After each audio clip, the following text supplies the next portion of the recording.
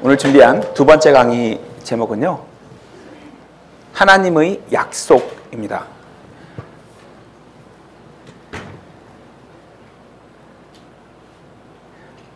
제가 성경 안에서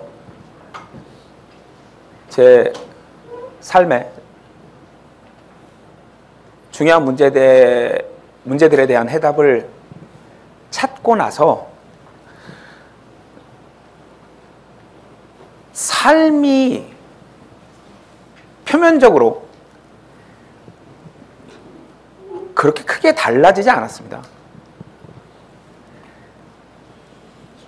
속이 바뀐 건데요. 속이 바뀐 이유는 하나입니다. 약속을 붙들고 있어서예요. 어떤 약속을. 인간이 이 사악한 세상에서 만약에 성경에서 해답을 얻었다고 하더라도 갑자기 평화롭고 정의롭고 따뜻한 세상으로 어디로 날아가는 게 아니잖아요. 이 차갑고 어둡고 사악한 세상 속에서 그대로 살아가는 건데, 이 세상도 안 바뀌고 우리 계속 못된 욕구를 일으키는 이 몸도 안 바뀌지만 달라지는 게 딱 하나, 약속이에요. 제가 재능 있는 친구들을 이렇게 가수 데뷔시키는 그런 일을 이제 30년 동안 하고 살았죠. 그래서 어떤 가수 지망생이 제 앞에서 이렇게 오디션을 보고 제가 이제 재능 있어서 뽑았어요. 그래서 이제 무대에 서는 그런 꿈을 꾸면서 열심히 연습을 한단 말이에요. 그 연습생들 중에 전원이 데뷔를 하느냐? 그렇지 않아요. 연습하다가 결국 데뷔를 못하는 친구들도 많아요. 근데 어느 날 제가 그 친구에게 약속을 할 때가 있습니다. 너 이제 데뷔시켜줄게. 그 친구는 그 뒤에도 계속 똑같이 연습을 하는 거예요. 힘들죠? 삶이 바뀌는 게 아니라 그 연습생 안에는 뭐가 있어요, 이제? 약속이 있잖아요. 박진영 씨가 약속했어. 뭐 제가 너를 세계 최고의 스타로 만들어줄게, 이런 약속은 못해도 너 데뷔시켜줄게, 이 약속은 제가 했으면 틀림없이 이루어진다고 봐도 되거든요.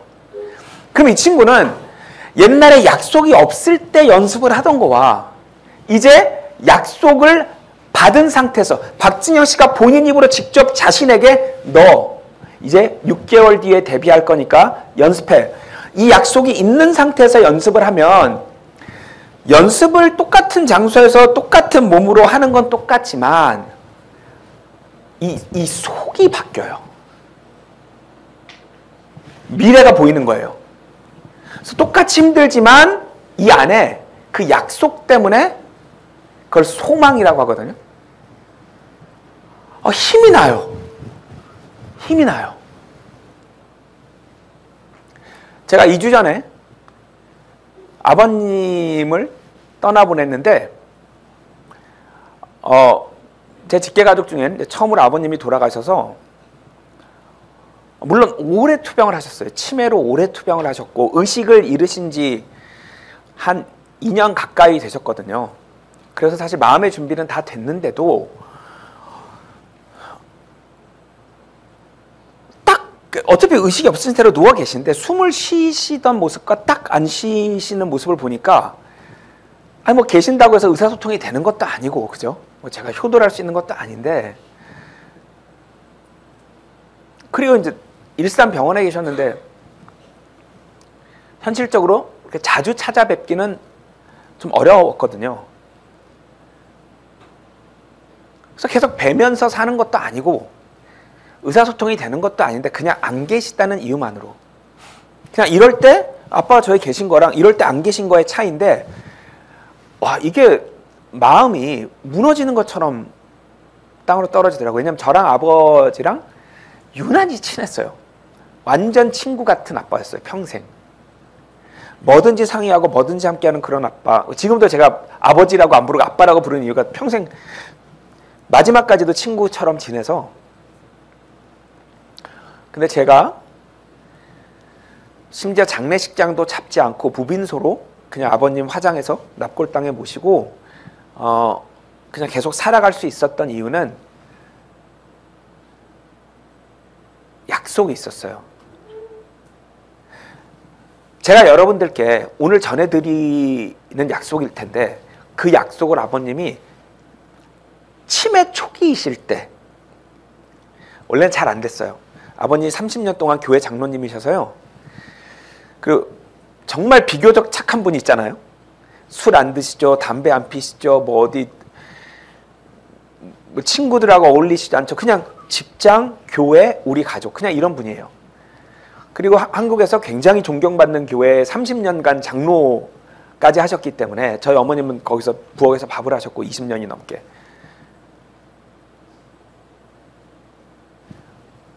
제가 성경을 공부하고 와서 어머니 아버지랑 얘기를 나눠보니까 어머니 아버님이 약속을 믿으신 적이 없는 거예요. 성경에 있는 약속을.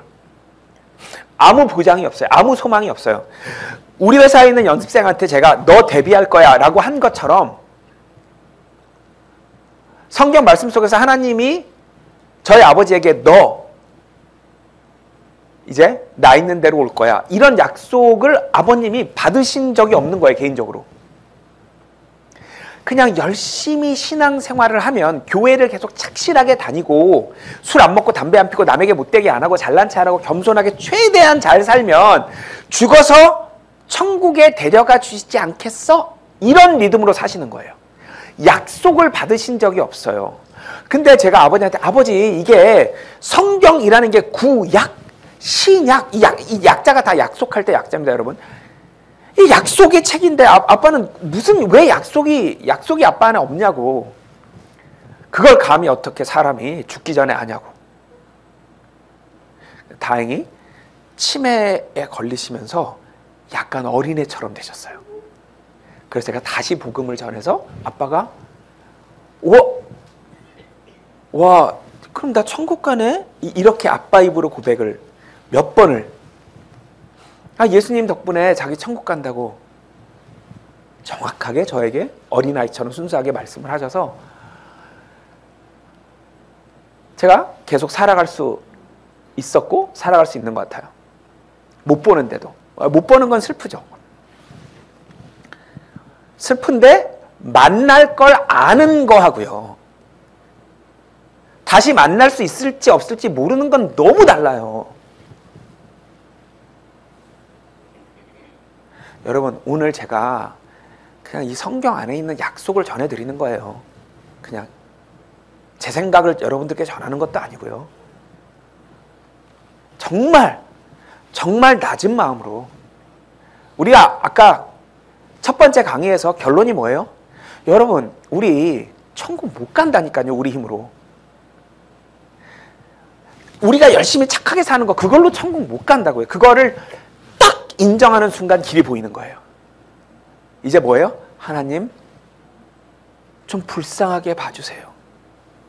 하나님, 제가 자격이 없는 건 알겠는데 근데 하나님, 꼭 하나님 계신 거기 가고 싶어요.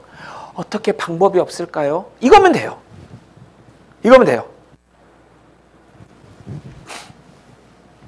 저희 아버님 30년 교회 다니셨고 어머님이랑 같이, 그죠? 장로하셨고 권사하셨고, 저희 어머님은 20년 동안 부엌에서 밥을 하셨고 일주일에 한 번씩 행렬병자들 목욕시키시던 분이에요. 여러분, 그렇게 해서 천국 가는 거 아니에요. 그거 다 좋은 행동, 좋은 행위이지만 그걸로 천국 가는 건 아니에요. 천국, 국자가 나라잖아요. 나라 국자잖아요. 영어로는 킹덤이 나라예요, 나라. 여러분, 모든 나라는 법이 있어요. 미국은 미국 법이 있고 한국은 한국 법이 있어요. 그래서 그 나라의 시민권을 받으려면 법대로 해서 받아야 돼요. 법대로. 천국, 하나님의 나라, 킹덤 오브 갓, 나라인데 법을 확인을 안 시키는 교회가 너무 많은 거예요. 교회를 다닌다고 시민권이 나오는 게 아니에요. 미국을 자주 방문한다고 시민권이 나오는 게 아니에요. 시민권은 법대로 정확하게 확인해서 받아야 되는 거예요. 약속을. 당신 미국 시민권자입니다 라는 약속을 미국 정부로부터 받아야 돼요. 그래서 법 확인을 안 하는 사람은 시민권을 못 받습니다. 아, 미국 나 잘 알아. 나 미국 여러 번 갔어. 아니, 그거랑 시민권자는 다른 거라니까요. 천국에 가는 사람과 지옥에 가는 사람의 차이는 법을 자세히 확인하냐 안 하냐입니다. 그렇기 때문에 교회를 평생 다니고 너무나 많은 사람이 지옥에 갑니다. 신학대를 나오고 지옥에 갑니다. 집사, 권사, 장로, 목사를 하다가 지옥에 갑니다. 왜? 법을 확인을 안 해서요. 오늘 제가 정확하게 하나하나 확인해 드릴 거예요. 어머, 나 예수님 믿어. 확인해 보세요. 나 집사야. 확인해 보세요. 나 어릴 때 세례 받았어. 확인해 보세요. 읽어보겠습니다. 시편 119편 93절 94절 155절. 내가 주의 법규들을 결코 잊지 아니하리니 이는 주께서 그것들로 나를 살리셨음이니이다. 나는 주의 것이오니 나를 구원하소서. 이는 내가 주의 법규들을 찾았음이니이다. 구원이 악인에게서 멀리 있음은 그들이 주의 규례들을 구하지 아니함이니이다. 자, 오늘 여기 오신 분들 중에 교회 다니시던 분들도 많을 거예요. 아마 신학대 나오신 분들도 있을 수 있고 집사, 장로 있을 수 있어요. 누가 천국 가죠? 아, 예수님 믿으면 천국 가지. 예수님 믿는다는 뜻이 뭔데요? 교회 가는 거요? 아니, 말로 고백하는 거예요? 저는 예수를 구주로 영접합니다. 말로 하면 가는 거예요? 여러분, 정말 제발 이 기회에 확인해 보세요. 자, 교회를 안 다니시는 분들, 성경을 아직 모르시는 분들, 분명히 이 생각이 들 때가 있습니다. 살다 보면. 아니, 신이 있다면 왜 이렇게 불공평해? 예, 정말 저도 그런 생각이 많이 들었고요. 그건 충분히 하실 만한 생각입니다. 그러나 하나님은 공평하십니다. 그냥 공평하시다고 그냥 여기 써 있어요. 나는 너희가 몰라서 그렇지 진짜 공평해. 믿어줘. 난 공평해. 읽어보겠습니다. 에스겔 18장 29절, 로마서 9장 14절. 주의 길이 공평하지 아니하다 하는도다. 내 길들이 공평하지 아니하냐? 너희 길들이 불공평하지 아니하냐? 하나님께 불의가 있느냐? 결코 있을 수 없느니라. 우리가 공평한 게 뭔지를 몰라서 그래요. 우리는 이 몇십 년을 가지고 얘기를 하는데 하나님은 죽고 나서가 중요하신 분이에요. 지금 우리 삶은 영화 같은 거고 다 맡은 역할이 다른 거예요. 하나님이 우리에게 맞춰서 너는 이 역할, 너는 이 역할, 너는 부자 역할, 너는 힘든 사람 역할, 너는 아픈 사람 역할, 다양한 역할들을 주신 거고 이 땅에서 누가 잘 살고 편하게 사느냐와 공평이 상관이 없어요. 왜? 금방 죽어요. 여러분 지금 몇십 년 얼마나 빨리 갔나 생각해보세요. 금방 죽어요. 그래서 이 세상이 공평한 게 공평이 아니고요. 딱 죽었을 때 하나님이 평가하시는 그게 중요한 거라니까요. 자, 그 심판 기준 우리가 정확하게 알 수는 없어요. 모든 경우의 수를 다 알 수는 없어요. 단 뭔가 하나님이 다른 기준들을 적용하신다는 건 알 수가 있어요. 여기 보면 두 가지 얘기가 나와요. 하나, 하나님의 약속을 들을 기회가 없었던 사람들은 시간적, 공간적, 역사적으로 천국 갑니다. 또 어린아이들, 3살이나 4살, 어릴 때 사고로 세상을 떠난 애들, 질병이나 다 천국 갑니다. 읽어보겠습니다. 사도행전 17장 30절, 신명기 1장 39절. 하나님께서 이같이 무지하던 때를 눈감아 주셨으나 이제는 모든 곳에서 모든 사람에게 회개하라고 명령하시나니 그 날에 선악을 알지 못하던 너희의 자녀들은 거기에 들어가리니 내가 그 땅을 그들에게 줄 것이요 그들이 그것을 소유하리라. 복음을 듣고 하나님의 약속을 듣고 맞다 틀리다를 판단할 수 있는 나이가 되기 전에 세상을 떠난 어린아이들 다 천국입니다. 혹은 어른이 됐어도 정신적으로 장애가 있어서 판단할 능력이 안 된다. 천국 갑니다. 혹은 다른 어떠한 이유로 찾았는데 하나님이 전해주지 못했던 사람은 다 천국 간다고 기록이 되어 있는 겁니다. 그러니까 뭔가 사람 케이스 바이 케이스로 하나님이 다 다른 심판 기준을 가지고 계신 거예요. 자, 단 여러분들은 오늘 여기 왔으니까 이제 해당이 안 됩니다. 이제는 정말 정신 차리고 들으시는 수밖에 없어요. 이 시대에는 이제 복음이 온 사방에 깔려 있어서 자기가 궁금해하기만 하면 누군가를 하나님이 만나게 해주십니다. 오늘 이 자리도 그런 자리 중의 하나입니다. 하나님은 문제가 있으십니다. 하나님은 아주 큰 성품 두 개를 가지고 계신데 하나는 정의로움이고 하나는 사랑입니다. 그래서 하나님은 때로는 자기가 사랑하는 사람이 죄를 지었을 때 풀 수가 없습니다.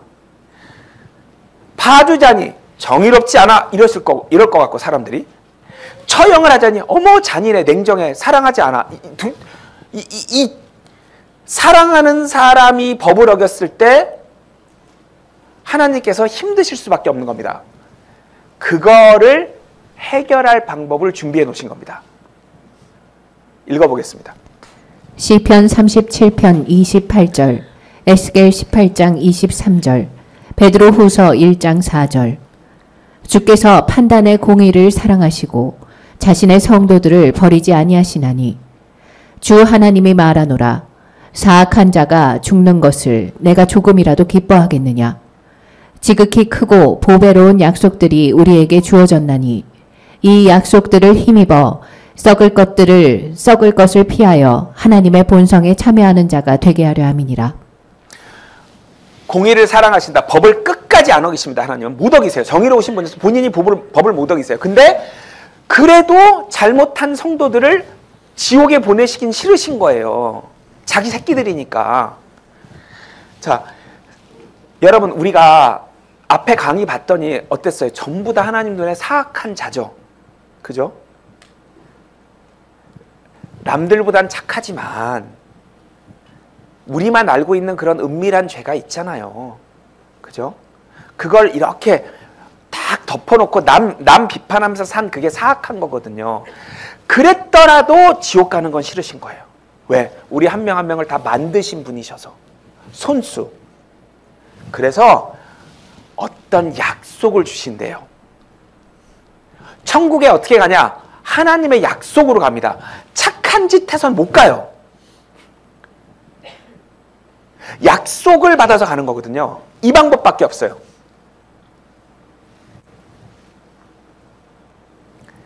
자, 이제 약속을 전해드리도록 하겠습니다. 아까 우리 첫 번째 강의에서 읽은 하나님의 법이에요. 한 번 죽는 건 다 정해져 있고 죽으면 심판이 있는데 심판 기준은 뭐예요? 아주 작은 죄 하나만 진 게 있더라도 지옥입니다. 네. 죄의 대가는 죽는 거예요. 죽는 거. 큰 죄의 대가가 죽는 게 아니고요. 아주 작은 죄 하나도 죽는 거예요. 죽는 게 뭐예요? 하나님하고 단절된 상태로 영원히 사는 거예요. 여기서 말하는 사망은 없어지는 게 아닙니다. 여러분 만약에 죽어서 없어질 수 있다면 우리 다 죽으면 되지 못하러 살아요. 힘들게. 여기서 말하는 죽음은 영원히 사는 거예요. 근데 하나님하고 단절된 상태로. 그게 죽음이에요. 다시 한번 읽어보겠습니다. 히브리서 9장 27절, 야고보서 2장 10절, 로마서 6장 23절. 한 번 죽는 것은 사람들에게 정해진 것이요 이것 뒤에는 심판이 있나니 누구든지 온 율법을 지키다가 한 조목이라도 어기면 모든 것에서 유죄가 되나니 죄의 삭은 사망이나. 자, 여러분 이거 강의 그대로 여러분 인터넷에 다 올릴 거니까 사진 찍거나 이러실 필요 없어요. 지금 진짜 들으셔야 돼요. 귀랑 눈만. 자, 이건 하나님의 법이고 선포되어 있는 것이기 때문에 하나님께서 절대로 어기시지 못합니다. 이건 무조건 이루어지는 거기 때문에 자, 이걸 자세히 보니 우리가 착하게 살아서 천국에 갈 수 있어요, 없어요? 없죠. 분명하죠. 이걸 인정하신 분들에 한해서 이제 다른 약속을 주십니다. 자, 한 번 죽는 건 사람에게 정해진 일이야. 사람이야? 사람이면 죽고 심판받아야 돼. 하나님께서 갑자기 얘들아, 내가 큰 신비, 킹제임스 성경에서는 미스테리라고 합니다. 내가 너희에게 비밀 하나 알려줄게. 비밀이 뭐냐면 나는 합법적으로 하나님 눈에 합법적으로 결혼한 사람은 나는 부부를 한 사람으로 볼 거야. 라는 놀라운 법을 하나 다시 발표하시는 거예요. 이게 무슨 말이지? 그러니까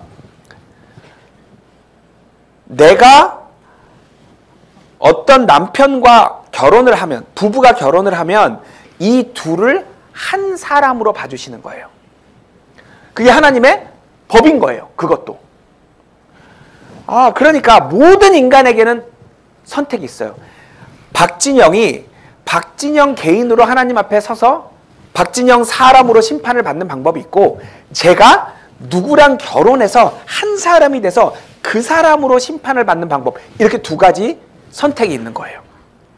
그 선택을 주신 거예요. 자, 아래만 읽어보도록 하겠습니다. 에베소서 5장 31절 32절. 남자가 자기 아내와 결합하여 그들 둘이 한 육체가 될지니라. 이것은 큰 신비니라. 그러나 내가 그리스도와 교회에 대하여 말하노라. 교회. 오늘 하나님이 주시는 이 약속들, 예수라는 분에 대한 약속인데요. 그 약속을 믿은 사람들, 그러네, 온전히 믿은 사람들을 교회라고 합니다. 그 사람들을 다 모아서 아내라고 하고요. 하나님이 낳으신 아들, 이 세상에 오신 그분을 예수 그리스도라고 하는데요. 이 둘을 합쳐서 한 사람으로 봐주신다는 얘기예요. 이렇게 됩니다.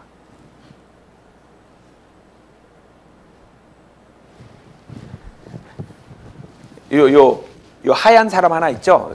저예요, 저. 박진영이 이 예수님 믿게 된 모든 사람 중에 하나로 돼가지고요. 남편이 예수라는 분인 거예요. 그래서 이렇게 합쳐서 이걸 뭐라고 하냐면, 사람이네! 이러시겠다는 거예요, 하나님이. 약속이에요. 약속. 읽어보겠습니다. 에베소서 5장 23절 30절. 남편이 아내의 머리됨이 그리스도께서 교회의 머리 되심과 같기 때문이라. 우리는 그분의 몸과 그분의 살과 그분의 뼈들에 속한 지체들이니라. 자, 여기서 머리는 이 머리를 말하는 게 아니라 우두머리를 말합니다. 그래서 예수가 이 사람을 대표하는 존재가 되는 거예요. 그래서 예수가 의인이면 이 사람 전체가 의인인 거예요. 이쪽은 안 봐요. 그냥 남편만 보고 심판하시는 거예요. 왜? 남편이 우두머리이기 때문에, 대장이기 때문에, 대표이기 때문에. 이게 하나님의 약속인 거예요. 그래서 내가 아무리 악한 사람이더라도 기가 막힌 남편과 딱 결혼하는 순간 의인이 되는 거예요. 여러분, 세상 법도 그래요. 자, 내가 미국 시민권을 따고 싶어. 근데 아무리 해도 미국 시민권을 딸 자격이 안 돼. 다른 방법이 있어요. 뭐게요? 미국 사람이랑 결혼하면 나와요. 세상 법도 그러네요. 그죠? 미국 시민권을 따는 방법이 두 가지가 있다니까요. 제가 그 기준을 맞춰서 막 다 해서 따는 방법이 있고, 그냥 미국 사람하고 결혼하는 방법이 있어요. 그러면 미국 사람이랑 결혼하면 딱 하나만 확인해요. 그 사랑이 진짠지. 왜냐하면 위장 결혼하잖아요. 시민권 받으려고. 그 사랑이 진짠지 확인해서 그 사랑이 진짜면 그냥 나와요. 제 자격은 안 물어봐요. 개인적으로 딸 때, 개인적으로 시민권을 따려면 그렇게 복잡하고 힘들었던 기준이 많았는데 그걸 하나도 안 물어본다니까요. 진짜 사랑해? 네. 자, 시민권. 우리가 예수라는 분의 몸과 같은 존재예요. 우리는 아내, 몸 같은 의미예요. 예수님이 우리 대장, 대표시고 우리는 그냥 그 붙어있는 사람들. 그래서 이 사람, 남편이 예수고 아내가 교회면 이 사람의 이름은 뭘까요? 이 부부의 이름은 예수예요. 우리 세상도 그래요. 서양에서는 결혼하면 여자 이름이 남자 이름으로 바뀌어버려요. 남편의 성이 퍽이고 여자의 성이 킴이면 결혼하면 여자의 성도 팍으로 바뀐다니까요. 그래서 그냥 이 부부, 남편 이름 따서 예수라고 해. 그래서 제가 지금 박진영 같은 이 사람 말고 이 큰 사람은 제가 이렇게 편의상 대가로를 쳐드릴 거예요. 이거는 이 부부 전체를 한 사람으로 봤을 때 예수 이러는 거예요. 예. 우리는 더 이상 사람이 아니라 예수의 몸과 같은 존재, 이 저 큰 사람의 허파쓸개 간 같이 되는 거예요. 그러면 자, 박진영 개인으로 심판을 받는다고 칩시다. 제가 하나님 앞에 섰어요. 박진영 의인이네, 천국 가. 잠깐만, 그 간 따로 빼봐. 간. 그 쓸개만 따로 빼봐. 걔 따로 심판해야 돼. 이러지 않으시거든요. 제 간이 따로 심판 안 받잖아요. 이 사람이 심판받으면 우리는 뭐예요? 그 몸의 살과 뼈의 간, 쓸개, 허파 같은 존재이기 때문에 죄송합니다. 우리는 별도로 심판 자체를 안 보시는 거예요. 그냥. 진짜 사랑하는 거 맞아? 네. 통과. 여러분, 천국은 이렇게 가는 거예요. 우리 힘으로 못 가요. 진짜 잘 들으셔야 돼요. 예수라는 분이 이 땅에 오신 게 2000년 전이에요. AD 1년에 오셨는데 그 일이 일어나기 700년 전에 구약 성경, 자, 성경의 앞에 39권은 예수님 오시기 전에, 기원 전에 쓰여졌거든요. 700년 전에 이미 예언을 해놓으셨어요. 나 너희랑 결혼할까? 왜? 결혼해서 데리고 오는 방법밖에 없어요. 그러니까 어떤 사랑하는 여자랑 한국에서 살고 싶은데 저 여자가 아무래도 한국에 들어올 수가 없어. 방법 딱 하나예요. 결혼해야 돼요. 그래서 하나님이 우리를 너무 사랑하시니까 아들을 낳아서 이 땅에 보내서 결혼시켜서 데리고 오시려고 하는 거예요. 왜? 이 방법밖에 없으니까. 안 나오니까 우리 개인적으로는 시민권이. 읽어보겠습니다. 호세아 2장 19절. 내가 영원토록 너를 나와 정원하게 하리니 참으로 내가 의와 판단의 공의와 인자함과 긍휼로 너를 나와 정원하게 하며. 나 너희랑 결혼할 거야. 꼭 결혼할 거야. 자, 죄의 대가는 사망이다. 무슨 말이냐면 시민권이 나오는 거와 빚 갚는 건 별개 얘기예요. 자, 내가 어떤 여자랑 한국에서 살고 싶어. 그래서 내가 결혼하면 그 여자한테 한국 시민권은 나와요. 근데 만약에 그 여자에게 빚이 있다면 그건 갚아야 돼요. 시민권 문제와 빚 문제는 다른 거예요. 여러분, 우리가 예수님을 믿어서, 정말 믿어서 그의 아내와 같은 존재, 그의 몸과 같은 존재가 되더라도 우리가 사고 쳐서 갚아야 될 빚들은 그건 그대로 있어요. 근데 다만 이제 뭐예요? 남편이 갚아도 돼요. 왜? 부부는 한 사람이기 때문에 남편 재산이 아내 재산, 아내 재산이 남편 재산이에요. 여러분, 부도 나면 부부들 다 억지로 이혼해요. 왜? 재산 분할, 이혼을 해야, 그러니까 박진영이 부도가 나면 박진영 아내로 된 재산도 그들이 와서 가져갈 수가 있거든요. 그래서 재산을 지키려고 이혼한다고요. 왜? 부부는 한 사람으로 보기 때문에. 이 세상 법도. 아시겠죠? 여러분, 결혼하실 때 상대방이 빚 있나 보고 하셔야 됩니다. 확인 안 하시고 하면 여러분 재산도 뺏을 수 있어요. 법적으로. 원래 그런 거예요. 세상 법이. 부부는 한 사람이니까. 한국 속담 중에 그런 말이, 한국말 중에 일심동체라는 말이 있어요. 예, 진짜 그런 거예요. 그래서 빚이 문제일 텐데 세상에 이 남편은 우리한테 시민권도 주고 빚도 갚아주시겠대요. 왜? 우리가 빚 갚을 능력이 없는 걸 너무 잘 아세요. 하나님이 아들을 보내서 우리 신랑 삼아주시려고 하는데, 사랑해, 우리랑 결혼하자. 너무 좋긴 한데, 근데 제가 빚이 좀 많고 이 빚이 계속 쌓여요. 무슨 빚? 죄 짓는 거예요. 죄를 질 때마다 받아야 되는 벌이 있잖아요. 그래서 우리가 죄를 질 때마다 이 빚이 계속 늘어나는 거예요. 그래서 우리는 뭐라 그래? 저랑 결혼하시면 이거 빚이 제가 너무 많아서 다 갚으셔야 될 텐데. 남편에게 갚으라고 할 수 있는데, 알아, 걱정하지 마. 나 네 빚 알아. 네가 빚이 얼마나 많은지 알아. 그거 이제 네 빚 아니고 우리 빚이야. 우리 같이 갚자. 자기가 갚을 거면서 우리 같이 갚자. 여러분 생각해보세요. 지금 진짜로 생각해보세요. 빚이 막 늘어나요.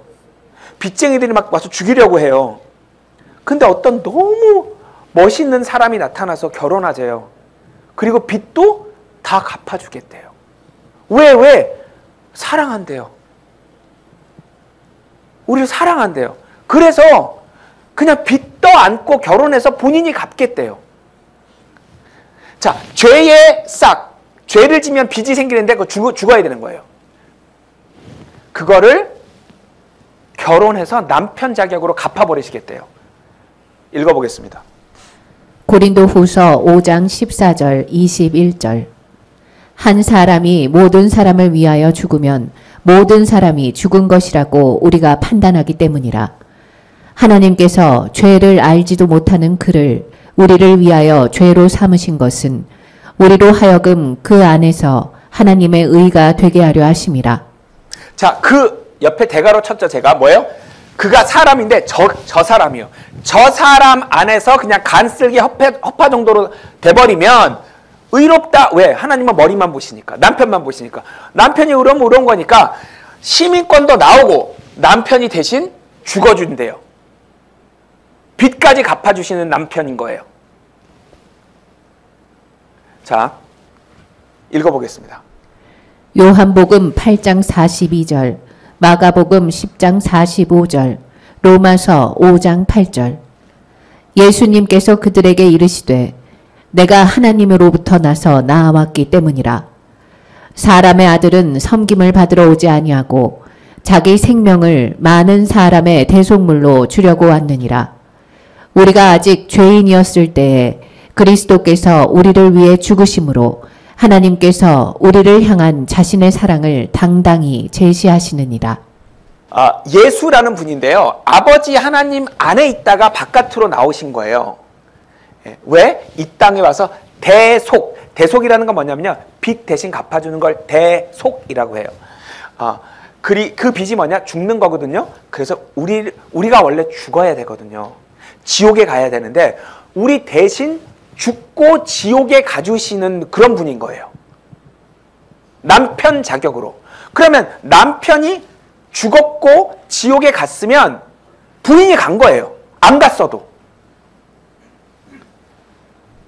사랑을 어떻게 보여주시냐면요. 대신 빚 갚아주시는 걸로 보여주신대요. 내가 진짜 너희 사랑해. 내가 그래서 어떻게 보여줄 거냐면 너희 빚 내가 갚을 거야. 왜? 사랑해서. 너희 원래 맞아야 돼. 죄를 되게 많이 지어서 내가 대신 맞을 거야. 걱정하지 마. 너희 죽어야 돼. 걱정하지 마. 내가 대신 죽을 거야. 너희 지옥 가야 돼. 걱정하지 마. 내가 대신 갈 거야. 왜? 사랑해서. 그러면 우리가 평생 잘못할 걸 어떻게 아시고 2000년 전에 벌을 받으셨지? 예수님이 이 땅에 오셔서 벌을 받으신 건 2000년 전인데 우리는 태어나지도 않았잖아요.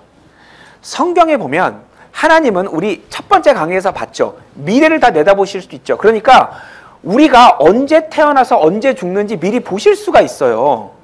그래서 모든 인간의 자서전을 우주를 만드시기도 전에 써놨다고 되어 있어요. 에베소 1장에 보면 베드로전서 1장도 마찬가지고. 그래서 박진영 1971년 12월 13일에 태어나서 2000 몇십 년에 죽네. 자, 평생 동안 어떤 잘못들을 저지르는지 이 책에 다 쓰여 있는 거예요. 그래서 성경 아시는 분들 아실 거예요. 베드로한테 너 좀 이따가 나 3번 부인할 거야. 베드로가 전 안 그래요. 3번 부인하잖아요. 왜? 책을 읽고 오신 거예요, 예수님은. 그래서 2000년 전에 여러분 여러분 이름으로 된 책이 하나님 앞에 있어요. 여러분 평생 태어나서 죽을 때까지 잘못한 게 다 쓰여 있거든요. 읽어보겠습니다.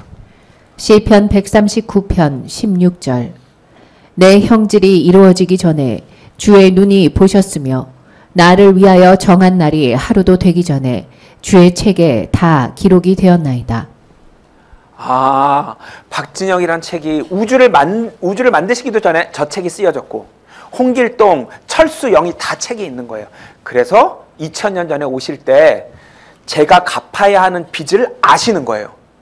여러분들이 갚으셔야 하는 빚을 알고 오신 거예요. 자, 아담이 선악과를 먹었을 때 우리 아까 첫 번째 강의에서 봤죠. 몸이 저주를 받았잖아요. 우리 빚을 대신 갚아주시려면 일단 그거부터 하셔야 돼요. 몸이 저주를 받았다. 자, 볼게요. 아담아, 네가 그 선악과 먹지 말라는 거 먹어서 땅은 물질을 말해. 우리가 흙으로 됐잖아요. 네 몸뚱아리가 저주를 받아서 우리 아까 1강에서 봤죠. 계속 그 못된 욕구를 불러일으키잖아요. 그걸 일단 하고 오셔야 되는 거예요. 우리 빚을 갚아주시려면. 그래서 아담이 받은 저주, 그게 유전으로 우리한테 다 내려왔죠. 우리가 받은 저주를 예수님이 받아주셨다. 뭐예요? 일단 시작은 몸부터 그런 악한 몸으로 만들어서 오셔야 돼요. 읽어보겠습니다. 창세기 3장 17절, 갈라디아서 3장 13절. 그 나무에서 나는 것을 먹었은즉 땅은 너로 인하여 저주를 받았고 그리스도께서 우리를 위해 저주가 되사 율법의 저주에서 우리를 구속하셨으니. 우리 거듭나지 않고 죽으면, 예수님 제대로 믿지 못하고 죽으면 율법으로 심사를 받거든요. 율법으로. 그걸 대신 벌을 받아주시려면, 율법 어긴 거 다 벌을 받아주시려면, 저주를 받아주시려면 일단 우리가 받은 저주를 받으셔야 돼요. 몸이 일단 저주를 받으셔야 돼요. 그러면 일단 아들은 뭐가 필요할까요? 아버지 하나님이 아들을 낳으셨는데 이 아들은 이 저주를 받으려면 몸이 있으셔야 돼요. 읽어보겠습니다. 로마서 8장 3절. 하나님께서는 자신의 아들을 죄 많은 육신의 모양으로 보내시고 또 죄로 인하여 육신 안에서 죄를 정죄하셨느니라. 그래서 자, 이게 아들 하나님인데, 자, 옆에 형광색 테두리가 뭐냐면 이제 빛의 몸, 하늘 재질 몸인데, 지금 우리 몸처럼 몸의 속성을 바꿔서 오신 거예요. 왜? 대신 저주를 받으시는 게 목적이니까 시작부터 세상에 그 훌륭한 몸, 죄 안 짓는 몸을 계속 죄 짓게 유혹하는 그런 몸으로 바꿔서 이 땅에 오셨어야 해요. 우리 몸이 저주를 받은 몸이기 때문에 예수님께서 그 저주를 대신 받아주시기 위해서 자기 몸을 이렇게 막 죄짓게 만드는 이런 안 좋은 몸으로 굳이 바꿔서 오신 거예요. 라이크니스라는 것이 속성을 말해요. 입자는 다르죠. 근데 속성을 그렇게 바꿔서 오신 거예요. 빛 알갱이에는 어떤 정보든 입힐 수 있거든요. 여러분 통화하고 문자 주고받는 게 빛의 정보를 실어서 통신하는 거거든요. 빛으로 만들어진 이 몸에 어떤 정보도 입힐 수가 있는데 그 빛 재질의 몸을 우리 몸처럼 바꿔서 오신 거예요. 그럼 어떻게 해요? 계속 죄짓게 유혹을 하는 거예요. 평생. 자, 그렇게 하셨기 때문에 우리가 겪는 일들을 다 아신대요. 이 몸이 어떻게 인간을 힘들게 하는지 다 아신대요. 읽어보겠습니다. 히브리서 4장 14절 15절. 하나님의 아들 예수님이 우리의 연약함의 감정을 몸소 느끼지 못하시는 분이 아니요 모든 점에서 우리와 똑같이 시험을 받으셨으되. 아, 그렇게 해서 오셨구나. 그래서 33년 동안 그 몸으로 죄를 안 지으세요. 왜? 여기 오신 목적을 아시거든요. 내려가서 네가 의인이 돼서 이 사람들과 결혼을 해야 데려올 수 있다. 남편이 죄인이 되는 순간 우리랑 결혼을 해도 달라지는 게 없거든요. 끝까지 죄를 안 지시고 의인이 되셔야 남편 보고 아, 이 부부 의인 부분에 통과, 이렇게 이게 계획이잖아요. 그러니까 예수님은 죄를 지으시면 안 되는 거예요. 33년 동안. 그래서 끝까지 죄를 안 지으신 거예요. 그러다가 이제 33년이 됐어요. 이제부터 아내 빚을 갚아야 돼요. 맞아 죽으셔야 돼요. 맞아 죽으시고 지옥까지 가셔야 돼요. 읽어보겠습니다. 누가복음 22장 41절 42절 44절 52절 53절. 무릎을 꿇고 기도하며 이르시되 아버지여 만일 아버지의 뜻이거든 이 잔을 내게서 옮기시옵소서. 그러나 내 뜻이 아니옵고 오직 아버지의 뜻이 이루어지기를 원하나이다. 그분께서 고뇌에 차서 더욱 간절히 기도하시니 그분의 땀이 큰 핏방울같이 되어 땅에 떨어지더라. 너희가 강도를 치듯 칼과 몽둥이를 가지고 나왔느냐? 내가 날마다 너희와 함께 성전에 있었을 때에는 너희가 나를 치려고 손을 내밀지 아니하였도다. 그러나 이제는 너희 시간이요 어둠의 권세로다 하시더라. 땀을 흘리시는데 피가 나와요. 땀에서. 이게 혈한증이라고 해요. 너무 무서우면 모세혈관이 터지면서 땀샘으로 들어가서 땀으로 피가 나와요. 왜? 이 몸이 우리 같잖아요. 너무 무서운 거예요. 지금부터 일어나야 할 일이. 근데 하나님이 그 기도를 들으시고 해야 돼. 그게 네가 간 이유야 하시니까 알겠습니다 하고 순종하세요. 이 몸을 이겨내고, 하지만 무서워하는데 이겨내고 하십니다. 그래서 이제부터는 사람들이 와서 예수님을 때려서 죽이기까지 합니다. 이때부터 빚을 갚는 시간입니다. 이때부터 하나님은 부부네, 예수님이 맞을 때마다 박진영 맞았네, 홍길동 맞았네, 철수 맞았네, 영희 맞았네. 예수님이 뭔가를 당하실 때마다 우리가 빚 갚은 걸로 처리가 되는 거예요. 이 순간부터. 이 순간 전에는요, 예수님 몸에 손도 못 대요. 어떤 분이신데, 이 우주를 만드신 분이에요. 아버지가 이 모든 걸 만드실 때 아들을 통해서 만드셨다고 돼 있거든요. 그러니까 이 아들은, 예수로 오신 분은 이 우주를 만드시고 우리 사람 한 명 한 명을 엄마 뱃속에서 다 만드신 분이어서 우리가 감히 손을 댈 수 있는 이런 분이 아니에요. 그래서 이 33년 동안 사람들이 아무리 예수가 미워도 손가락 하나도 못 대요. 근데 예수님이 이제부터 때려라 하니까 사람들이 와서 때리기 시작하는 거예요. 자, 이 잔이라는 건 뭐냐면요, cup of fury라고 돼 있어요. 구약 성경부터 나오는 잔인데요, 뭐냐면 우리가 나쁜 짓을 할 때마다 하나님의 화가 이 잔에 들어가는 거예요. 우리가 거짓말을 할 때마다, 나쁜 짓을 할 때마다, 남에게 상처 줄 때마다 하나님의 화가 나시는 그 잔을, 그 분노를 이 잔에 모아놓으신 잔이에요. Cup of Fury, 분노. 우리 때문에 화나신 모든 그 분노를 예수님이 이제 받으셔야 되는 거예요. 십자가에서. 읽어보겠습니다. 마태복음 26장 67절 68절, 요한복음 19장 1절 2절, 마가복음 15장 25절.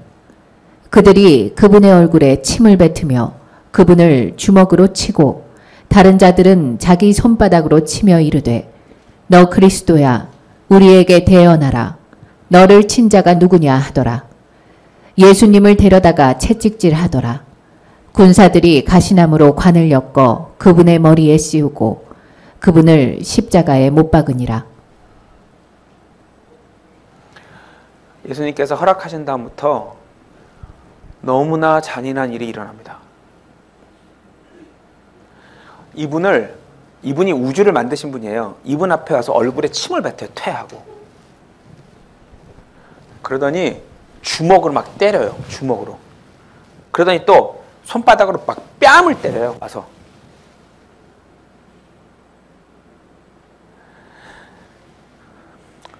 예수님을 때리는 그 주먹을 예수님이 만드셨어요. 그 때리는 사람이 엄마 뱃속에 있을 때 그 주먹, 예수님이 본인이 만드신 주먹이에요. 누가 와서 뺨을 때리면 그 손바닥도 그 사람이 엄마 뱃속에 있을 때 예수님이 만드셨다니까요. 그 손바닥을. 자기가 만든 주먹으로 맞고 자기가 만든 손바닥으로 맞으시는 거예요. 예, 그냥 막 맞으세요. 왜? 그래야 우리가 안 맞으니까. 그 이유밖에 없어요. 예수님이 맞아주시면 우리가 안 맞아도 되고, 예수님이 안 맞아주시면 우리가 맞아야 되거든요. 그래서 맞아주시는 거예요, 그냥.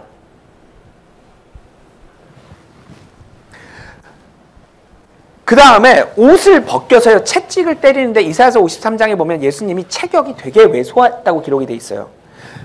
그러니까 막 키가 크고 건장하신 게 아니라 키도 작으시고 몸도 마르셨을 텐데 그 연약한 몸을 벗겨서 채찍으로 이제 막 살이 찢어질 때까지 때리는 거예요.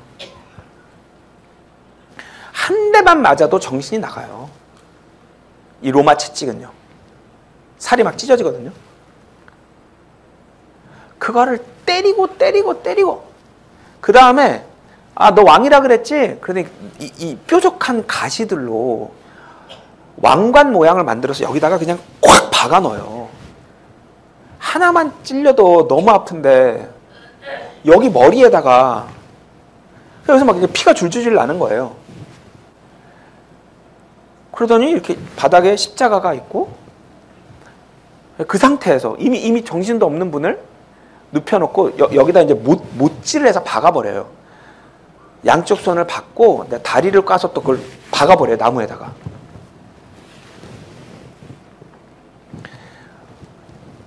예수님이 이 전까지 평생 뭐 하셨냐면 못질 하셨어요. 못질. 아버지가 목 쓰셨거든요. 요셉이라고.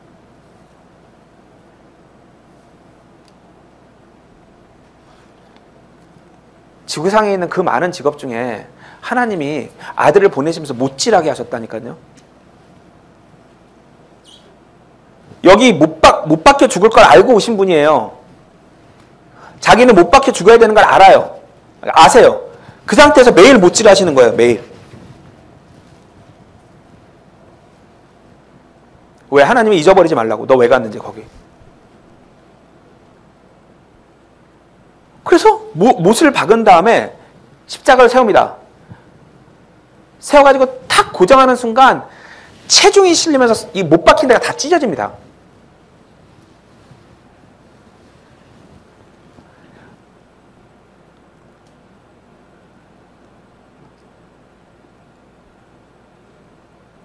얼굴에는 막 사람들이 침 뱉은 게 엉겨 붙어 있고 주먹질해서 막 피 터져 있고 뺨 때려서 머리에선 피 흘리고 온몸은 채찍 자국이 된 상태에서 그 상태에서 막 사람들이 놀립니다. 또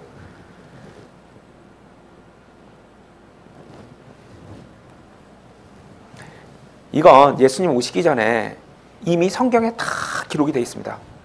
예수님께서는 이 땅에서 자기 마음대로 하실 수 있는 게 하나도 없었어요. 어디서 태어나는지, 어디서 자라는지, 어떻게 사실 건지, 어떻게 돌아가실 건지 다 미리 써있기 때문에 그대로 하셔야 돼요. 그대로. 성경에 보면 예수님이 웃으셨다는 얘기가 없어요. 한 번도. 우리는 아무리 힘든 일이 있어도 걱정되는 일이 있어도 순간적으로 까먹고 웃잖아요. 예수님은 그러신 분이 아니셔서요. 너무나 가슴 아프게도 33년 동안 한 번도 웃으셨다는 얘기가 없어요. 그걸 다 하셨어야 됐고 하셨습니다. 근데 시편 69편에 딱 하나 안 하신 게 있어요. 제가 목마르다 했는데 그들이 식초를 줬습니다. 이런 구절 하나가 있거든요. 구약 성경에 기록된 모든 건 다 하셨는데 그거 하나 안 하신 거예요. 이제 마지막으로 그거 하시고 뭐라고 하시냐면 다 이루었다. 구약 성경에 나에 대해서 내가 할 거라고 쓰여진 모든 일을 다 했다 하시고 탁 돌아가십니다. 위에만 읽어보겠습니다. 요한복음 19장 28절에서 30절. 예수님께서 이제 모든 일이 이루어진 줄 아시고 성경 기록을 성취하시려고 이르시되 내가 목마르다 하시니 식초가 가득히 담긴 그릇이 놓여 있으므로 그들이 해면을 식초로 적신 뒤에 우슬초에 달아 그분의 입에 대니라. 그러므로 예수님께서 식초를 받으신 뒤에 이르시되 다 이루었다 하시고 머리를 숙이신 뒤 숨을 거두시니라. 자, 구약 성경에 쓰여 있는 건 다 하셨다 했는데 구약 성경 중에 아까 우리 읽은 게 있잖아요. 나 너희랑 결혼할 거야. 너희가 여기 못 오기 때문에 내가 결혼해서 데리고 올 거야 라고 하신 말씀이 700년 전에 구약 성경에 호세아서에 있잖아요. 이거는 그러면 다 이루어진 거예요, 아니에요? 다 이루었다 하셨거든요. 이게 킹제임스 성경에는 it is finished라고 돼 있거든요. 구약 성경에 쓰여 있는 건 it is finished 다 했다면 우리 남편으로 벌 받으신 일도 다 이루신 거예요. 끝. It is finished. 주신 거예요. 그 얘기예요. 그 얘기 하시려고 이 책을 줬다고요, 인간에게.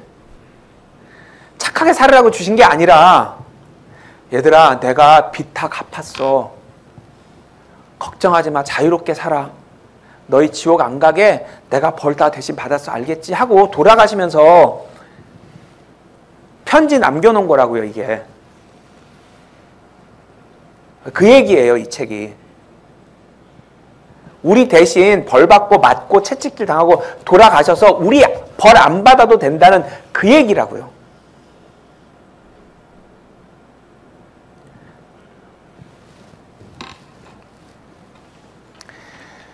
한 사람이 모든 사람을, 예수님이 우리 대신 죽었으면, 빚을 갚아주셨으면 우리는 안 갚아도 된다. 약속입니다. 읽어보겠습니다. 고린도 후서 5장 14절. 우리가 이같이 판단하노니 곧 한 사람이 모든 사람을 위하여 죽었으면 모든 사람이 죽었느니라. 하나님은 이렇게 보시는 거예요. 자, 예수님 십자가에서 돌아가실 때 사람들이 다 보면 뭐예요? 그냥 예수님 죽으신 거죠. 예수님 돌아가신 거예요. 어떤 한 분이 죽었구나. 사람 눈으로는 그렇게 보이지만 하나님 눈에는 어떻게 보였냐면요. 이렇게 보인 거예요. 하나님은 이렇게 보신 거예요, 십자가를. 왜? 남편이 벌 받으면 부인 다 받은 거니까. 나는 그렇게 봤어. 라는 약속인 거야, 이 책은. 2000년 전에 내 아들 보내서 십자가에서 그렇게 처참하게 죽을 때 나는 너희 다 처참하게 죽은 걸 난 그렇게 봤어. 여기 바울이라고 십자가 처형 그런 거 당한 적 없는 사람인데 뭐라 그래요? 자기 십자가에서 못 박혔대요. 우리가 다 같이 죽었대요. 십자가에서. 2000년 전에? 나 태어나기 2000년 전에 내가 십자가에서 왜 죽어? 하나님이 그렇게 보셨다고요. 박진영이 십자가에서 죽은 걸로 보신 거예요, 하나님은. 로마서 읽어보겠습니다. 로마서 6장 4절. 우리가 죽음 안으로 침례를 받아 그분과 함께 묻혔나니. 하나님은 이렇게 보셨다고 여러분들께 약속하시는 거예요. 얘들아, 난 진짜 이렇게 봤어. 알겠지? 그러면 다시 벌 받을 게 없다는 거예요.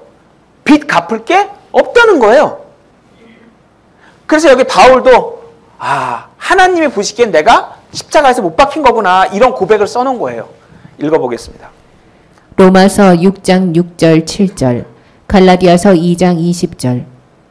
우리의 옛사람이 그분과 함께 십자가에 못 박힌 것은 죄의 몸을 멸하여 죄를 섬기지 아니하게 하려 함이니 죽은 자는 죄로부터 해방되었느니라. 내가 그리스도와 함께 십자가에 못 박혀 있으나. 옛사람, 이 죄 짓는 몸을 가지고 살아가는 이 박진영은 옛사람입니다. 근데 예수님이 머리가 되고 성도들이 전부 다 몸이 돼서 만들어진 이 큰 사람은 새 사람입니다. 이 옛사람으로 평생 하는 그 모든 나쁜 짓에 대한 대가를 예수님이 십자가에서 치르시고, 내가 맞아야 하는 매 전부 다 맞으시고, 내가 느껴야 하는 고통 전부 다 느끼셨기 때문에 이제 이 몸뚱아리는 죽은 거나 다름없습니다. 이 몸은 오늘도 저를 죄를 짓게 하겠죠? 내일도 저를 죄를 짓게 하겠죠? 근데 예수님이 그 대가를 다 지불해 놓으셨다면 이 몸은 할 수 있는 게 없다는 거예요. 그래서 십자가에서 이 죄 짓게 만드는 몸은 십자가에서 죽은 거나 다름없다는 거예요.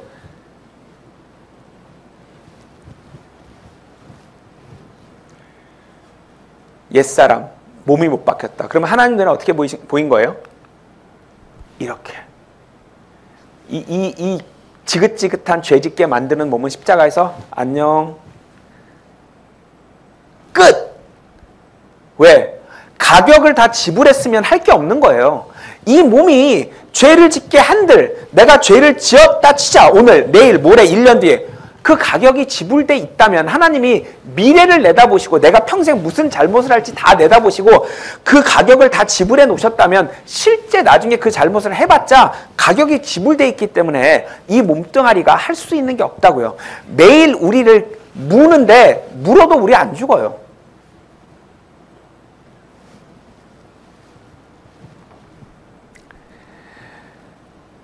십자가에서 끝이 아니었습니다. 우리가 지옥에 가는 고통이 있거든요.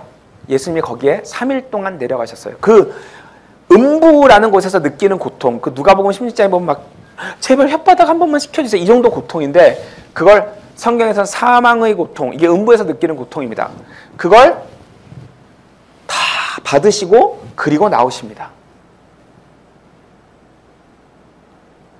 읽어보겠습니다. 마태복음 12장 40절, 사도행전 2장 24절 27절, 마태복음 28장 6절. 사람의 아들도 밤낮으로 사흘 동안 땅의 심장부에 있으리라.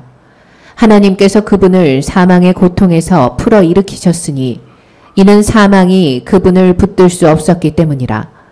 이는 주께서 내 혼을 지옥에 남겨두지 아니하시고 그분은 친히 말씀하신 대로 일어나셨으므로 여기 계시지 아니하니라. 사람의 아들, 원래 하나님의 아들이시죠. 근데 우리 대표가 되시는 바람에 자꾸 자기를 사람의 아들이라 그러세요. 3일 뒤에 올라오시죠. 그걸 여러분 아시겠지만 다 부활이라고 합니다. 부활절 막 계란 먹고 하잖아요. 그죠? 목사님들한테 목사님 부활이 뭐예요? 그러면 목사님들이 뭐라고 하시냐면요. 죽었다 살아나는 거지. 이렇게 대답하시거든요. 목사님들이. 그 틀린 대답입니다. 그런 뜻이 아닙니다. 신학대에서 다 잘못 가르치는 겁니다.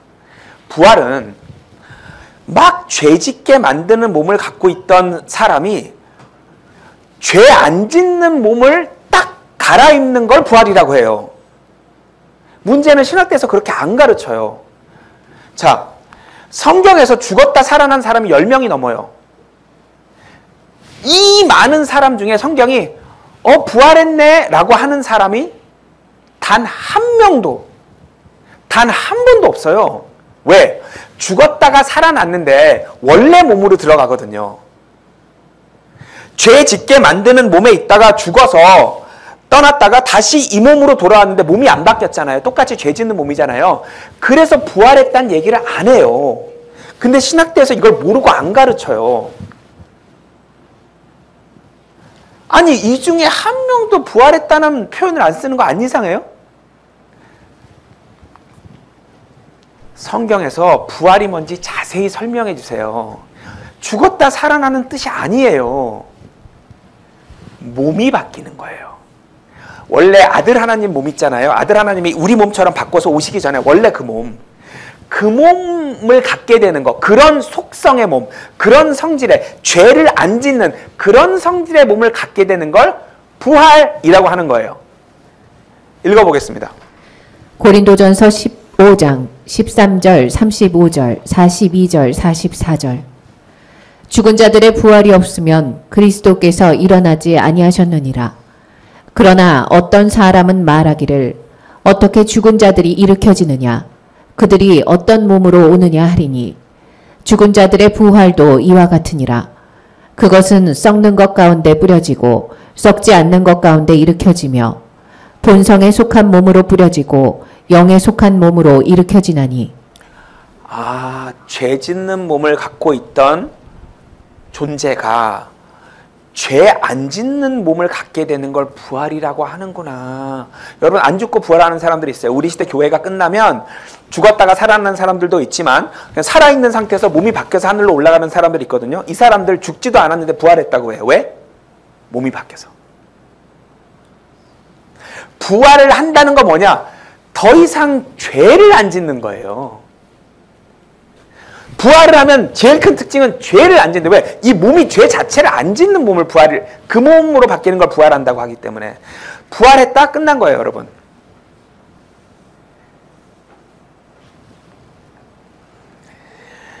아들 하나님, 죄 안 짓는 몸으로 태어나신 그분이 우리처럼 막 죄 짓게 만드는 몸으로 오셔서 33년 동안 우리 대신 우리를 살리시려고 어마어마한 고난을 당하셨고 십자가에서 마지막 선택을 내리신 다음에는 다시 원래 몸으로 돌아가셨어요.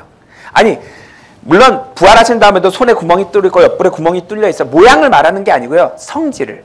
죄 안 짓는 몸으로 돌아가셨어요. 다시.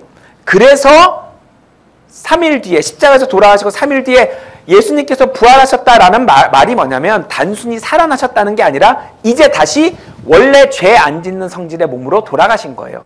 그 뜻이에요. 그러면 예수님이 죄를 지을 확률이 있었던 건 언제냐? 딱 33년. 이 땅에 태어나셔서 십자가 돌아가시는 그 33년만 죄를 지을 확률이 있었어요. 그래서 그때만 순종이라는 단어를 써요. 예수님께서 태어나서 십자가에서 돌아가실 때까지 순종을 하셨다, 이런 표현을 하는데, 왜? 순종이란 표현은 불순종할 확률이 있을 때만 사용할 수 있는 단어예요. 왜 불순종할 확률이 있었냐? 몸이 우리 같았잖아요. 몸을 일부러 이렇게 하셨잖아요. 그래서 33년 동안 이 몸을 가지고 있는 상태에서만 순종, 불순종 옵션이 있었던 거예요. 근데 그걸 마지막 십자가에서 돌아가실 때까지 전부 다 올바른 선택을 하신 거예요. 순종. 그 다음에 죄값을 다 치러버리시고 이제 더 이상 순종, 불순종 할 필요가 없는 원래 몸으로 돌아가신 거예요. 그래서 뭐냐면 예수님이 십자가에서 죽을 때 너희 다 죽었어 하신 것처럼 죄 안 짓는 몸으로 바뀌셨을 때 너 이제 다 죄 안 짓는 몸 받았네, 이런 약속을 하시는 거예요. 예수님 혼자 돌아가셨는데 우리 죽었다고 하시잖아요. 너희 벌 받았는데 너희 맞았어, 너희 죽었어, 너희 지옥 갔어, 갈 필요 없어, 이렇듯이 죄 안 짓는 몸으로 예수님 혼자 죄 안 짓는 몸으로 바뀌셨는데 그 남편? 그러면 부인도 바뀐 거야. 부인도 이제 죄 안 짓는 몸이야. 무슨 말이에요? 지옥에 갈 확률이 없어요. 이 몸은 죄를 안 짓는 몸이어서 그 약속까지 주신 거예요. 빚을 갚아주셨다라는 약속에 더해서 앞으로 빚이 생길 확률이 없다는 약속까지 주신 거예요. 읽어보겠습니다. 로마서 8장 3절, 6장 5절. 하나님께서는 자신의 아들을 죄 있는 육신의 모양으로 보내시고 또 죄로 인하여 육신 안에서 죄를 정죄하셨느니라. 만일 우리가 그분의 죽음과 같은 모양으로 함께 심겼으면 또한 그분의 부활과 같은 모양으로 되리라. 자, 무슨 말이냐? 우리와 같은 몸으로 오셔서, 사실은 이거 없죠. 여러분, 이거 사실 없었어요. 이거는 그냥 혼자 계시는데 하나님은 같이 겟세마네 기도 동산 끝나고 자 이제 때려 하시는 순간부터 이렇게 예수님 혼자 있는데 이렇게 보시는 거예요. 계속 이 사람이 이 죄 짓는 몸을 갖고 있는 부부인 거죠. 남편도 아내도 죄 짓는 몸을 가지고 있어요. 그 와중에 남편은 죄를 끝까지 안 져서 그 와중에 의인으로 죽은 거예요. 우리가. 근데 죄값을 다 치르고 살아나셨을 때 원래 몸으로 바뀌셨는데 우리까지 다 죄 안 짓는 몸을 입었다, 이렇게 보신다는 거예요. 왜? 그냥 남편만 보시는 거예요. 남편만. 부인은 상관없어요. 남편이 죄 안 짓는 몸이에요? 아니면 부인도 죄 안 짓는 거지 뭐. 끝. 그리고 하늘에 올라가셨거든요. 읽어보겠습니다. 사도행전 1장 9절, 골로새서 3장 1절. 이것들을 말씀하신 뒤에 그분께서 그들이 보는 동안 들려 올라가시니 구름이 그분을 받아들여 그들이 보지 못하게 하더라. 그리스도께서 하나님 오른편에 앉아 계시느니라. 모든 사람은 반드시 죽어요. 그 다음에 부활해요. 그 다음에 심판을 받아요. 이게 인간에게 정해진 운명이에요. 예수님이 이 땅에 오셔서 우리랑 한 사람이야 그래놓고 죽으시고 부활하시고 심판까지 받으신 거예요. 천국, 지옥, 어디요? 천국. 심판까지 끝. 그러면 우리는 뭐예요?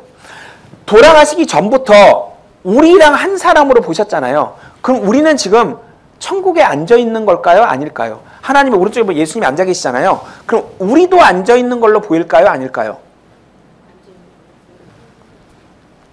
읽어보겠습니다. 에베소서 2장 5절 6절. 죄들 가운데서 죽었던 우리를 그리스도와 함께 살리셨으니 또 함께 일으키사 그리스도 예수 안에서 천상에 함께 앉히셨으니. 이거예요, 성경은. 이 얘기예요. 앞으로 너희 하는 거 봐서 천국 갈지 지옥 갈지 결정하신다는 얘기를 하려고 이 책을 주신 게 아니라고요. 복음이잖아요. 복음, 복된 소식, 복음이요. 끝났다고요. 그냥 하나님의 오른편에 예수님 딱 보시면 진영이 여기 와 있네. 왜? 올 거기 때문에. 홍길동이 여기 있네. 끝났다는 얘기를 해주시고 싶으신 거예요. 너 똑바로 안 해? 뭐 십계명 지켜? 너 뭐 이거 안 해? 저거 안 해? 너 돼지고기 먹지 마. 뭐 금요일부터 토요일까지 아무것도 하지 마. 이걸 시키시려고 이 책을 주신 게 아니라 하시고 싶은 얘기는 너 여기 옆에 앉혀놨어. 알겠지? 제발 자유롭게 살아. 제발 힘차게 살아. 이거 편지 내가 줬으니까 제발 힘차게 살아. 알겠지? 진리를 알지니 진리가 너희를 자유케 하리라. 근데 이 똑같은 책을 이용해서 사람들 목을 조르면서 살아요. 종교 지도자들이. 똑바로 안 해? 뭐 내 앞에 와서 일주일에 한 번씩 뭐 해? 내가 부속 뭐 숙제해 줄게. 똑바로 안 해? 뭐 이거 해야 돼? 뭐 그리스도 예수. 가로는 뭐냐면 이 큰 사람이 그리스도라는 건 직함을 말해요. 예수는 이름이고 그리스도라는 건 직함이에요. 박진영 대표, 그러니까 대표는 직함이잖아요. 그리스도라는 게 직함이에요. 뭐 새하늘 새 땅에서 왕 노릇하는 그 통치자, 기름 부음을 받았다 이런 뜻이에요. 그리스도로는. 히브리어로는 메시아 같은 뜻입니다. 왕이래요, 심지어. 자, 여러분 요 흰 사람 보이세요? 요거? 이거 여러분이에요, 여러분 여기. 하나님은 이렇게 보신다고요. 요 흰 사람, 조그만 사람 있죠? 여러분인데 하나님은 그냥 이렇게 보신다고요. 우리는 뭐예요? 그냥 간쓸게 콩팥, 뭐 끝. 그리스도 예수라는 어떤 존재에 우리는 그냥 붙어 있는 거예요. 우리가 착하고 말고가 의미가 없다니까요. 사람 취급 안 한다라는 말이 이 세상에선 욕이잖아요. 이게 성경적으로는 최고의 복음이에요. 사람이면 심판받아야 되거든요. 근데 나를 허파로 보신대. 간쓸게 허파로. 그래서 여기 껴가지고 그냥 가는 거예요, 천국. 빚 다 갚아주셨어요. 남편이.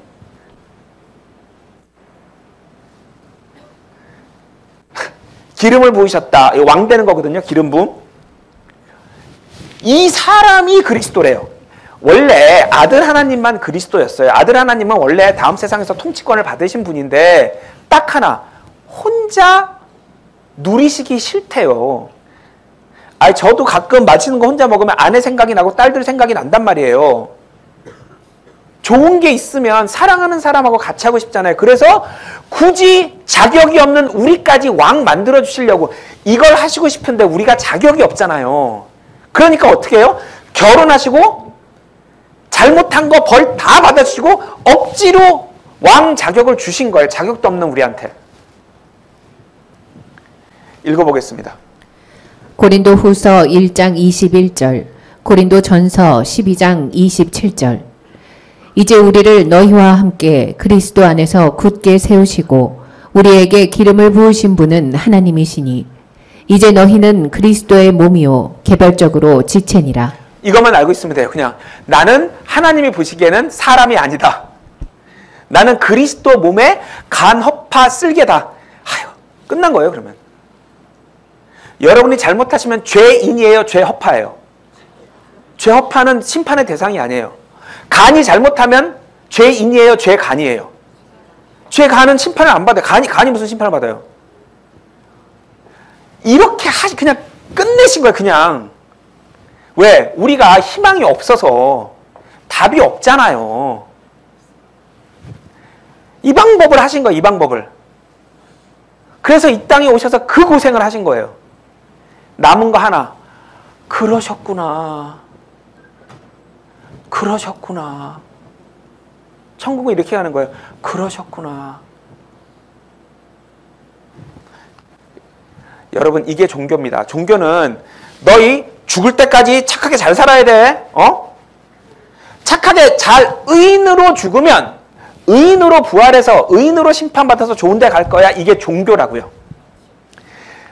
죄인으로 죽으면 너 끝까지 죽을 때까지 잘해. 너 지금 아무리 착해도 너 뭐 11조 안 내고 안식일 안 지키고 뭐 안 하면 너 죄인 돼서 죄인 죽으면 죄인으로 부활해서 죄인으로 심판받아. 핵심은 뭐예요? 너희 아직 안 죽었어. 이 얘기예요. 안 죽었어. 안 죽었어. 너희 아직 안 죽었어. 안 죽었다는 건 뭐예요? 아직 심판이 결정이 안 됐다는 거예요. 성경은 뭐라 그래요? 너 죽었어. 너 죽었어. 언제? 예수님 십자가에서 죽을 때 너 죽었어. 부활이요? 언제 부활? 부활을 언제 했어? 예수가 부활할 때 부활했어. 심판? 여기 끝나서 앉아있어. 너는 여기에 있다.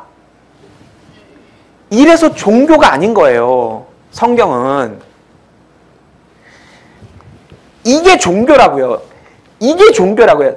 우리 자신을 여기에 서 있게 보게 하는 거. 너 아직 안 죽었어. 너 아직 천국 갈지 지옥 갈지 몰라. 똑바로 안 해? 목사님 말 잘 들어. 신부님 말 잘 들어. 헌금 잘 내. 알겠지? 안 끝났어 아직. 성경은 끝났어 얘들아. 너 여기 있어.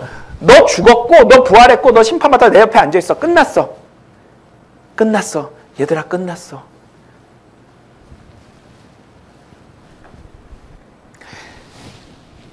이 몸으로, 이 죄짓게 만드는 몸으로 부부가 됐잖아요, 한 사람이.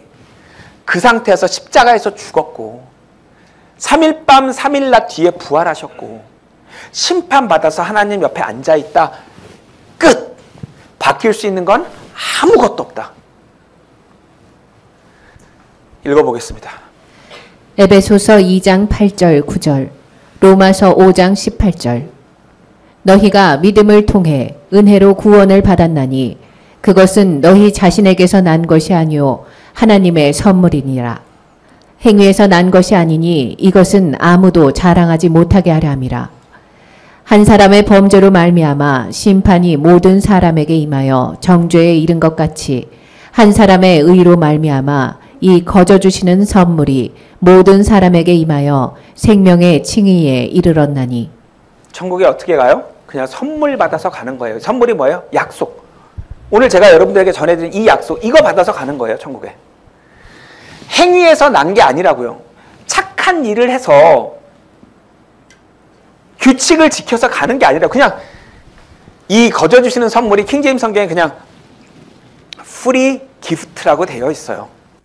천국은 어떻게 가는 거예요? free gift 받아서 가는 거예요. 그러면 막 살아도 되겠네. 여러분 박진영 여러분 보시기에 막 사는 것 같아요? 여러분 솔직히 말씀드릴게요. 저는 정말 엉망진창으로 나쁜 짓이란 나쁜 짓을 다 해도 천국에 가긴 갑니다. 다만 그렇게 잘 안 돼요. 여러분 어머니 아버님이 여러분이 뭐 사고 칠 거 알고 대신 처참하게 벌 받으시고 누명 쓰고 대신 돌아가셨다면 편지 하나 남겨서 그 편지를 읽었어. 와, 나 막 살아도 되겠네. 이렇게 안 되잖아요. 제가 오늘 여기서 이러고 있는 이유는 천국 가려고 그러는 게 아니에요. 이걸 하건 말건 천국이랑 상관이 없어요. 천국 지옥은. 다만 이걸 저만 알고 있을 수가 없잖아요. 그래서 하는 거지 천국 가려고 하는 거 아니에요. 행위랑 상관이 없다고요. 행위랑. 자, 여기 있는 내가 뚝 떨어져서 지옥에 갈 수 있느냐? 그건 쓸개나 허파가 따로 떨어져서 지옥에 가는 건데 안 돼요. 읽어보겠습니다. 로마서 8장 38절 39절. 내가 확신하노니 사망이나 현재에 있는 것들이나 장래에 있을 것들이나 우리를 그리스도 예수 우리 주 안에 있는 하나님의 사랑에서 떼어놓지 못하리라. 네, 장래에 있을 무슨 일이 있어도 안 바뀐다는 거. 무슨 일이 있어도 왜? 아니 가격을 다 지불하셨는데 뭘. 더 중요한 건 뭐예요? 사람으로 안 보시는데 무슨 심판을 해요? 또 심판 끝났다고요. 옆에 앉혀놓으셨다고요. 하나님이 약속하신 거예요.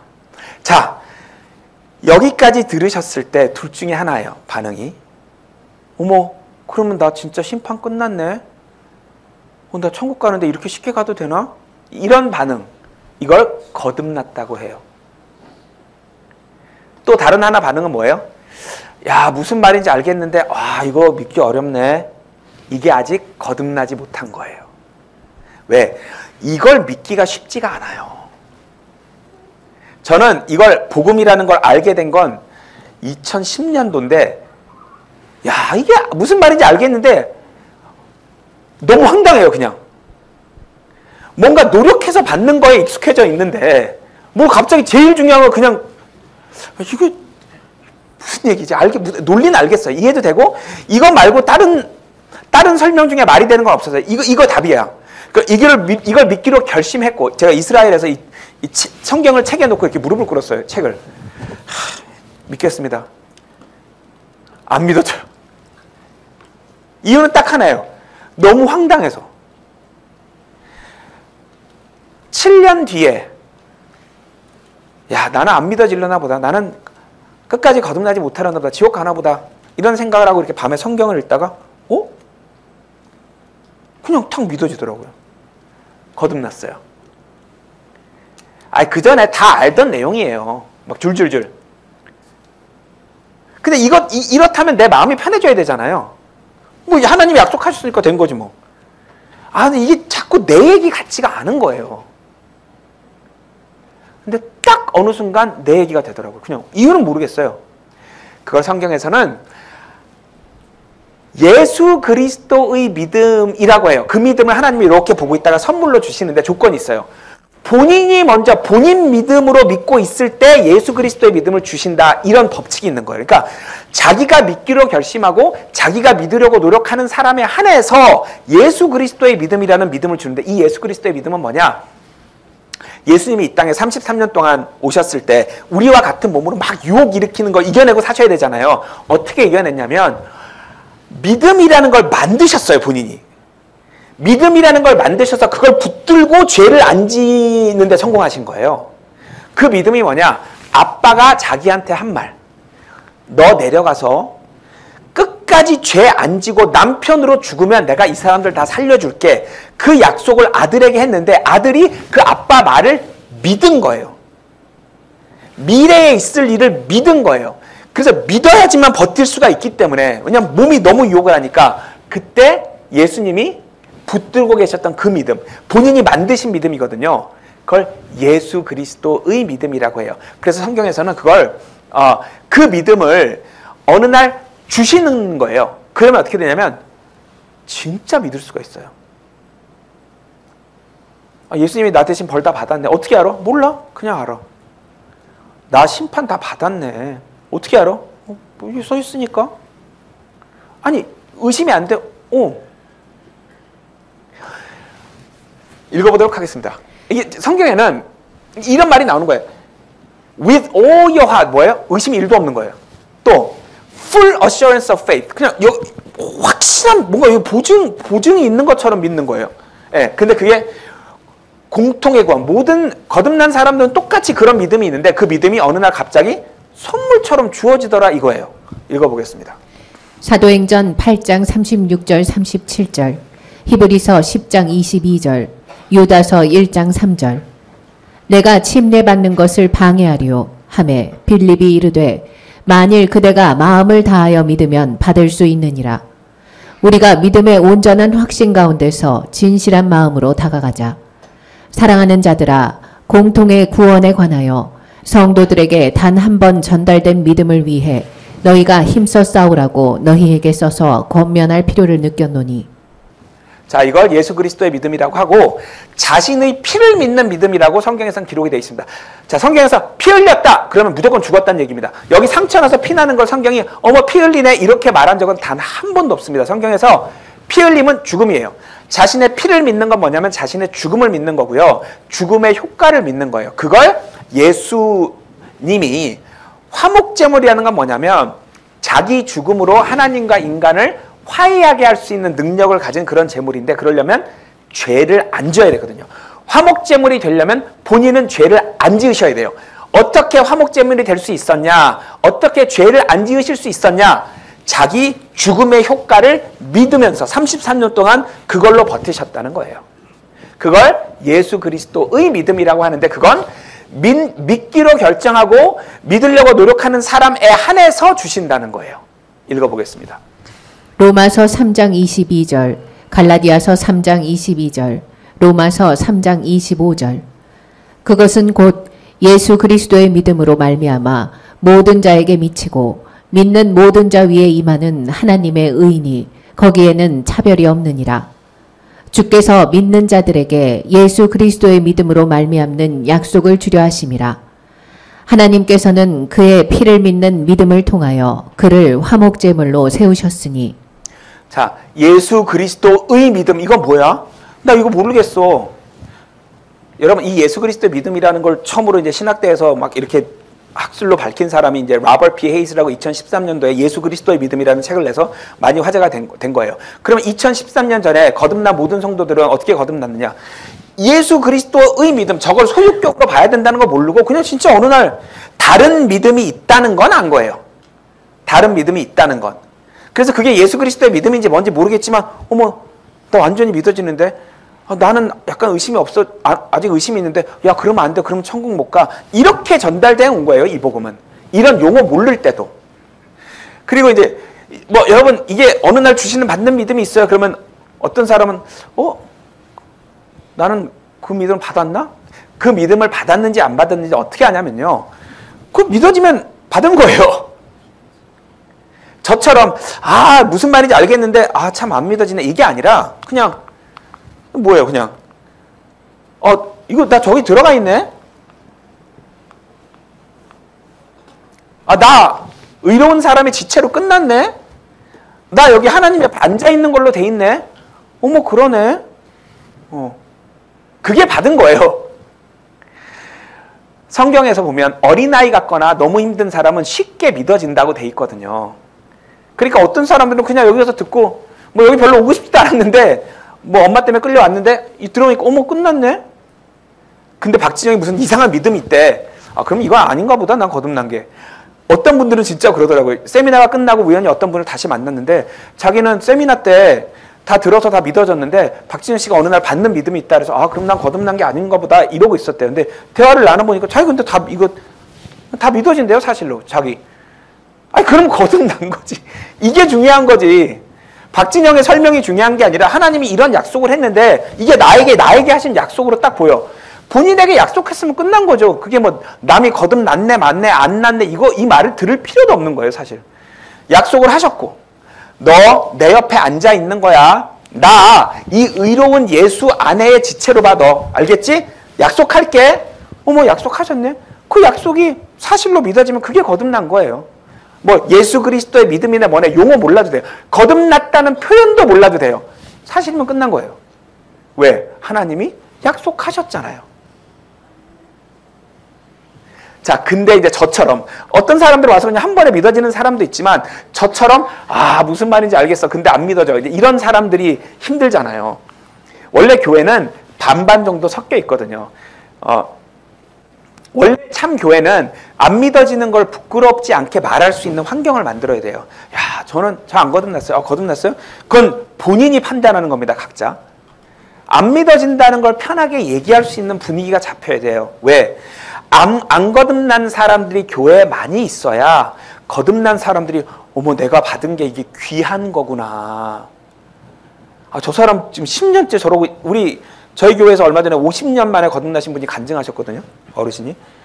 어머, 나는 그냥 아무 생각 없이 왔다가 다 믿어졌는데 어머, 저기 내가 받은 게 귀한 거구나.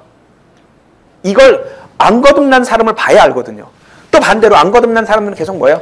진짜 저런 믿음이 있네.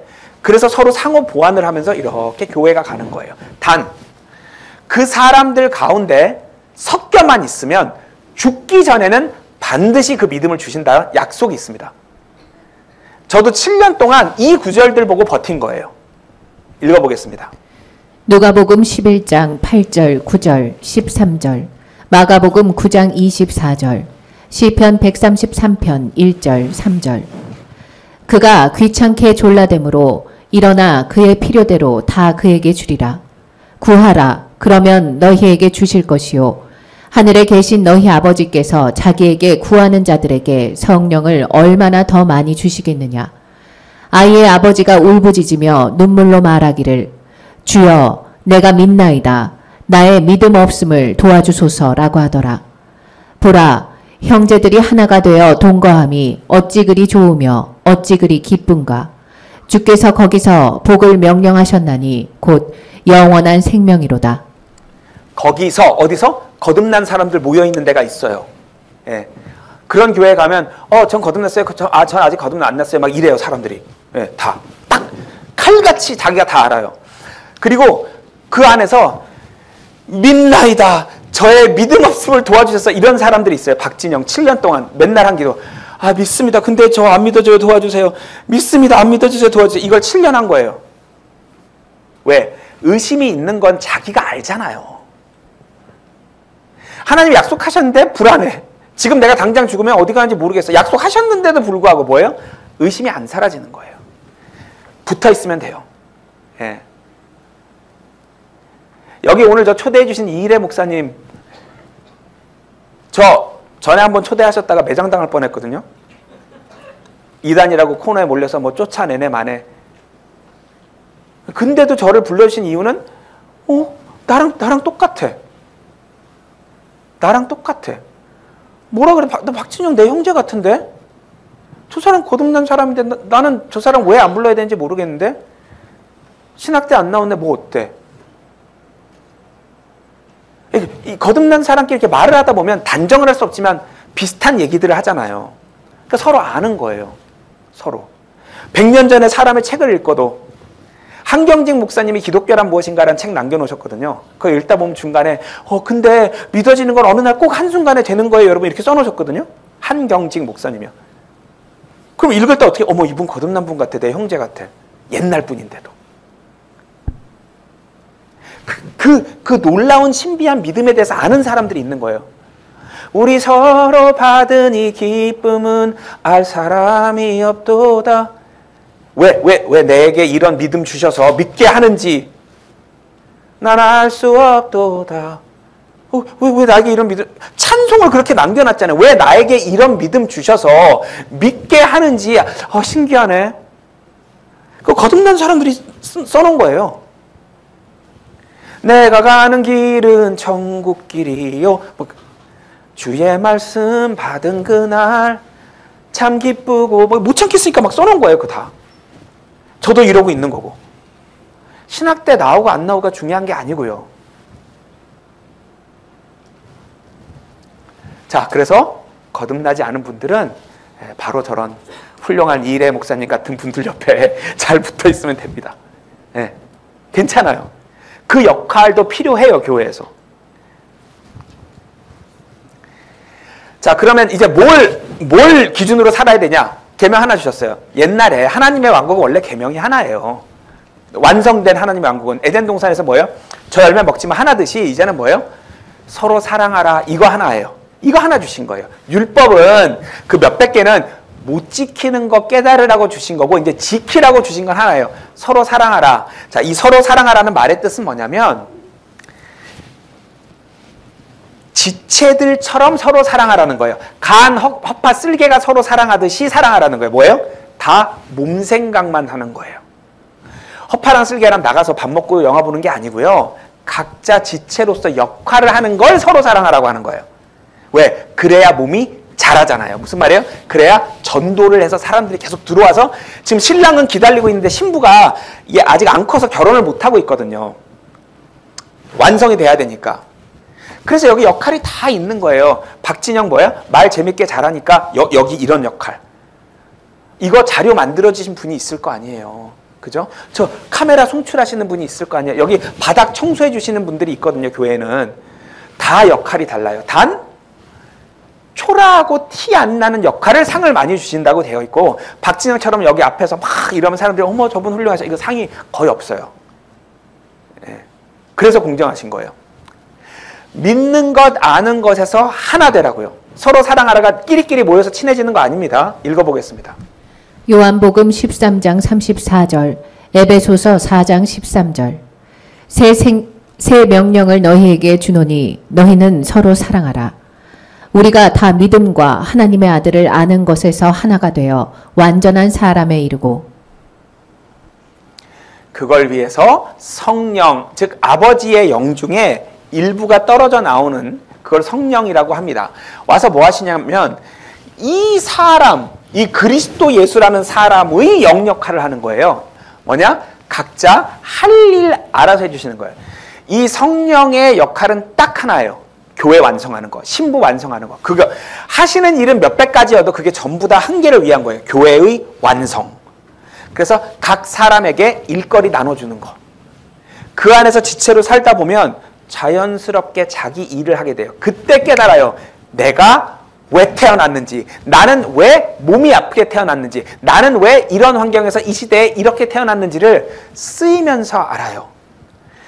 어렸을 때부터 너무 힘든 일을 겪은 사람에게 박진영이 가서 제가 설명해 드릴게요. 살면 안 들려요. 왜? 박진영은 저는 실제로 되게 화목하게 건강하게 잘 컸거든요. 그래서 힘든 환경에 있는 사람하고 공감하는 게 한계가 있어요. 그래서 교회 안에는 힘든 분도 필요한 거예요. 다 다른 역할을 하는 거예요. 다. 근데 하나님이 왜 멋지냐? 힘든 역할을 하는 사람 상이 커요. 건강하게 태어났어? 화목한 가정에서 컸어? 여유 있었어? 심지어 나중에 성공해서 인기 있고, 이건 거의 박진영이 아무리 해도 별로 상이 없습니다, 저는. 근데 여러분, 혹시 아프게 태어나셨나요? 혹시 아주 가난한 집에서 태어나셨나요? 혹시 부모님이 여러분에게 아픔을 주셨나요? 힘든 환경에서 살아남으셨어야 했나요? 여러분, 아주 조그만 것만 해도 하나님이 박진영보다 상 훨씬 크게 주십니다. 하나님은 그런 분이에요. 궁금하시면 누가복음 21장 한번 보세요. 자, 그래서 그 역할을 하면서 살 때 우리는 뭐예요? 살아있다 이러는 거예요. 거듭난 사람이 그 역할을 하고 살 때 살아있다고 하는 거고, 그 역할을 안 하고 거듭난 애가 또 자기를 위해, 자기 새끼를 위해, 자기 가족을 위해 살아. 이거는 살아있어도 하나님 앞에 지금 지체 역할을 안 하니까 떨어져 나가진 않지만, 이렇게 손가락에 치실하려면 끈 묶이면 여기 끝에 검정색으로 변하죠. 그런 거예요. 죽어 있는 거. 피가 안 통하는. 예. 읽어보겠습니다. 로마서 8장 13절, 갈라디아서 5장 16절. 너희가 육신을 따라 살면 죽을 것이로되 성령을 통해 몸의 행실을 죽이면 살리라. 내가 이것을 말하노니 곧 성령 안에서 걸으라. 그리하면 너희가 육신의 욕심을 이루지 아니하리라. 자, 이 몸이 맨날 뭐 하자고 하잖아요. 나쁜 짓 하자, 술 먹자, 뭐 놀자 할 때 죽이는 방법이 딱 하나밖에 없어요. 성령이 주는 일을 막 해야 돼요. 막 하면 그게 죽어요. 다른 방법은 없어요. 그래서 여기 보면 살았다 죽었다라는 말이 있죠. 이 몸이 시키는 걸 하면 죽은 거나 다름없고, 성령이 시키는 걸 하면 그때서야 하나님하고 연결해서 사는 건데, 자, 여러분, 만약에 여기 끝에 있는 이 사람이 여러분이라고 봅시다. 그죠? 그러면 하루 종일 어떻게 되냐면 이러고 사는 거예요. 살았다 죽었다, 살았다 죽었다. 예. 우리가 아무리 성령이 충만한 사람도 하루 종일 하나님 생각만 하는 게 아니라 순간적으로 막 딴 생각도 하고 딴 일도 하고 막 하잖아요. 그러니까 이게 지체인데 피가 통했다 안 통했다 통했다 안, 그렇다고 지옥에 가는 건 아니에요. 이 죽었다는 게 저런 상태를 말하는 거지 떨어져서 지옥에 가는 거 아니에요. 왜? 지체는 심판의 대상이 아닙니다. 그죠? 부활이 뭐냐? 죄 안 짓는 몸 받은 거잖아요. 하나님은 우리가 죄 안 짓는 몸 받았다고 하지만 실제 그 몸을 받은 건 아니죠. 바울이 뭐라고 했냐면 부활, 죄 안 짓는 몸을 받았다고 그렇게 약속을 해주시는데, 내가 아직도 이 몸을, 죄 짓는 몸을 갖고 있어 자꾸 죄를 짓네. 최대한 죽을 때까지 죄 안 짓는 몸을 가진 사람처럼 살아봐야지 라고 고백해 놓은 거예요. 읽어보겠습니다. 빌립보서 3장 11절 12절. 어찌하든지 내가 죽은 자들의 부활에 도달하려 함이라. 나는 내가 이미 도달한 것처럼 말하지 아니하며 이미 완전한 것처럼 말하지도 아니하고 다만 그리스도 예수님께서 나를 붙잡아 이루시고자 하신 그것을 붙잡으려고 뒤따라가노라. 자, 지체들만 따로 모여봐. 그래서 그리스도의 심판석 앞에서 우리만 따로 심판합니다. 뭐냐? 유산 나눠주시는 거 정하는 거예요. 자, 지체들 중에 하나님 자식들 중에 똑같이 n분의 1로 나눠주시지 않고요. 어떻게 하나님 일을 많이 했느냐 이 세상에서 그거에 따라 유산 상속이 다릅니다. 근데 이건 영원한 상속이에요. 그 유산 상속은 어떤 형태로 오냐면 칭찬이라는 형태로 와요. 여러분 칭찬받으면 좋죠. 근데 이 세상에서는 칭찬받으면 그때만 좋죠. 이 심판 때 받은 칭찬은 기분이 너무, 칭찬해 주시면 고생했어 진영아 수고했다 칭찬해 주시면 막 자랑스러워 막 너무 기분이 좋은데 이 상태로 영원히 가요. 그래서 칭찬의 양을 많이 받는 게 너무 중요한 거예요. 그 기분이 그대로 영원하기 때문에. 자, 그래서 그리스도의 심판석에 가면 칭찬 아니면 너 그때 왜 그랬니? 이거밖에 없어요. 천국 지옥은 이미 끝난 얘기이기 때문에. 그렇기 때문에 징계라는 걸 받는데 이 징계는 뭐냐면 만약에 박진영이 지금부터 또 내 맘대로 살아. 그러면 하나님이 혼내세요. 몸을 아프게 하거나 사업을 힘들게 하거나 내가 하나님보다 중요하게 생각하는 그걸 치세요. 돈을 내가 막 신경 쓰면 돈을 뺏어가시고 명예나 인기를 생각하면 그걸 뺏어가시고 그래도 말 안 들으면 아프게 하시고 그래도 해도 안 되면 하나님이 어떻게 하시냐면 죽이신다고 돼 있어요. 죽이셔서 천국에 데려가십니다. 뭐냐면 야, 너 그냥 일로 와라. 나한테 내가 상 주려고 용돈 주려고 용돈 주고 싶어서 일을 시켰는데 계속 사고를 쳐. 너 그냥 와. 천국에 가긴 갑니다. 그렇게 가면 안 되겠죠. 그죠? 자, 징계 중에 세상과 함께 정죄라는 징계는 뭐냐면 이거 지옥 가는 거예요. 지옥에 안 가기 때문에 내가 너 혼낼 거야. 이렇게 기록되어 있는 것입니다. 읽어보겠습니다. 고린도후서 5장 10절, 고린도전서 4장 5절, 1장 8절, 11장 30절, 32절. 우리가 반드시 다 그리스도의 심판석 앞에 나타나리니 각 사람이 하나님께 칭찬을 받으리라. 우리 주 예수 그리스도의 날에 너희가 책망받을 것이 없게 하시리라. 너희 가운데 약한 자와 병든 자가 많고 잠자는 자도 많도다. 우리가 판단을 받으면 우리가 주께 징계를 받았나니 이것은 우리가 세상과 함께 정죄를 받지 아니하게 하려 함이라. 지옥에 안 가니까 혼낸다 이런 말씀입니다. 자, 2000년 동안 모든 기독교인들을 괴롭혔던 질문. 거듭난 사람이 나쁘게 살면 잘못 살면 지옥에 가냐 못 가냐. 여러분 오늘 배운 거를 봤더니 지옥에 가요 못 가요? 혼은 나죠. 사업은 망할 수 있어요. 몸은 아플 수 있어요. 혼은 나는데 지옥에는 가냐고요 안 가냐고요? 안 갑니다. 근데 문제가 있어요. 성경에 간다는 구절들이 있어요. 진짜 있어요. 이런 야고보서 구절이에요. 실제 있어요. 자, 비교해서 한번 읽어보겠습니다. 둘 다, 로마서는 사도 바울이 쓴 편지고 이쪽은 야고보라는 사도가 쓴 거예요. 똑같이 아브라함을 예로 들어요. 야, 너 아브라함 알지? 아브라함 그거 믿어서 천국 간 거 아니야? 그 믿은 뒤에 행동을 똑바로 해석한 거야. 100살 때 낳은 그 귀한 아들 이삭 죽여봐 했더니 죽여서 그래서 천국 간 거야. 믿음만으로 오는 거 아니야. 바울은 아브라함 정말 믿음만으로 간 거야. 알겠지? 행동 안 중요해. 이렇게 해놓은 거예요. 비교해서 읽어보겠습니다. 야고보서 2장 21절 24절. 우리 조상 아브라함이 자기 아들 이삭을 제단 위에 드릴 때에 행위로 의롭게 되지 아니하였느냐. 그런즉 너희가 보거니와 사람이 행위로 의롭게 되고 단지 믿음만으로 되지 아니하느니라. 로마서 4장 2절 5절. 만일 아브라함이 행위로서 의롭게 되었다면 그에게 자랑할 것이 있겠지만 하나님 앞에서는 없느니라. 행함이 없이도 불경건한 자를 의롭다 하시는 그분을 믿는 사람에게는 그의 믿음이 의로 여겨지느니라. 성경은 논리적으로 완벽한 책이거든요. 디테일은 일부러 다르게 하세요. 인간 손을 거친 걸 티를 내시려고. 단 법칙, 원리, 논리는 완벽합니다. 이 두 개가 공존할 수 있는 것처럼 보여요? 공존할 수 없는 것처럼 보여요? 공존할 수 없어요. 근데 역사상으로 사람들이 제일 많이 하는 행동이 뭐냐면 거듭난 사람이 지옥에 갈 수 있다고 믿는 분들, 이쪽을 믿는 사람들은 이쪽을 이상하게 바꿔서 해석을 해요. 또 절대로 거듭난 사람은 지옥에 갈 수 없다는 걸 이쪽을 믿는 사람들은 이쪽을 막 억지로 이상하게 바꿔서 해석을 해요. 아, 이거 어렵게 쓰여져 있지 않잖아요.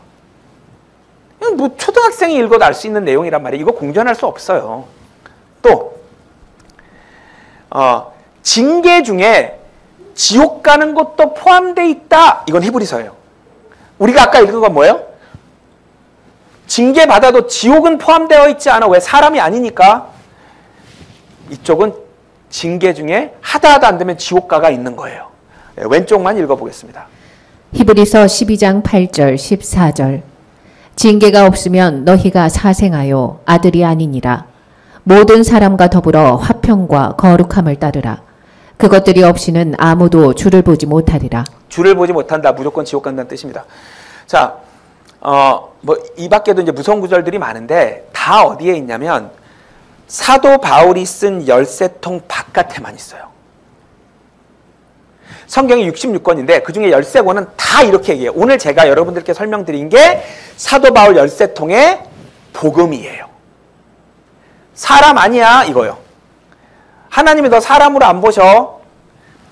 바울 서신 바깥에는 뭐냐면 예수님이 우리 죄값을 치렀다는 건 같은데 내 죄를 가져가셔서 죄값을 치러주셨어. 그래서 나는 죄인 박진영에서 의인 박진영이 됐어. 의인 박진영이기 때문에 다시 죄인 박진영이 되지 않기 위해 죽을 때까지 잘 살아야 돼. 이게 열쇠통을 뺀 나머지 53개의 복음이에요. 53권에. 그래서 핵심이 뭐냐? 절대로 죽었다는 얘기를 안 해요. 성도가 죽었다는 얘기를 절대로 안 하고 예수님과 합쳐서 한 사람으로 봐준다. 이런 얘기 아예 없어요. 되게 이상한 얘기예요.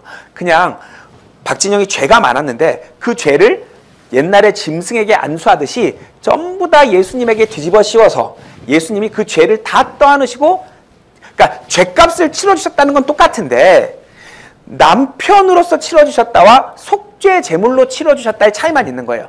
차이는 뭐냐? 내가 깨끗해진 박진영이냐 아니면 그냥 간업파 쓸개냐 이 차이예요. 자, 감사합니다. 자, 성경에서 이상한 글이 있어요. 바울은 유대인 아닌 사람들 선생님, 베드로, 야고보, 요한은 유대인 선생님 이렇게 나눠놨어요. 담임 선생님을. 자, 여기 보면 바울이 사도행전 28장, 사도행전이라는 건 교회의 탄생과 성장을 쓴 책인데요.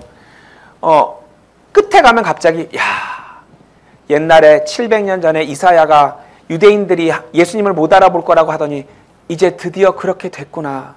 이제부터 이방인들이 구원받는 시대다. 꽝꽝꽝 치면서 사도행전이 끝나요. 읽어보겠습니다. 사도행전 28장 25절에서 28절. 그들이 자기들끼리 동의하지 아니하고는 바울이 한마디 말을 한 뒤에 떠나니라. 곧 성령님께서 대언자 이사야를 통하여 우리 조상들에게 잘 말씀하셨도다.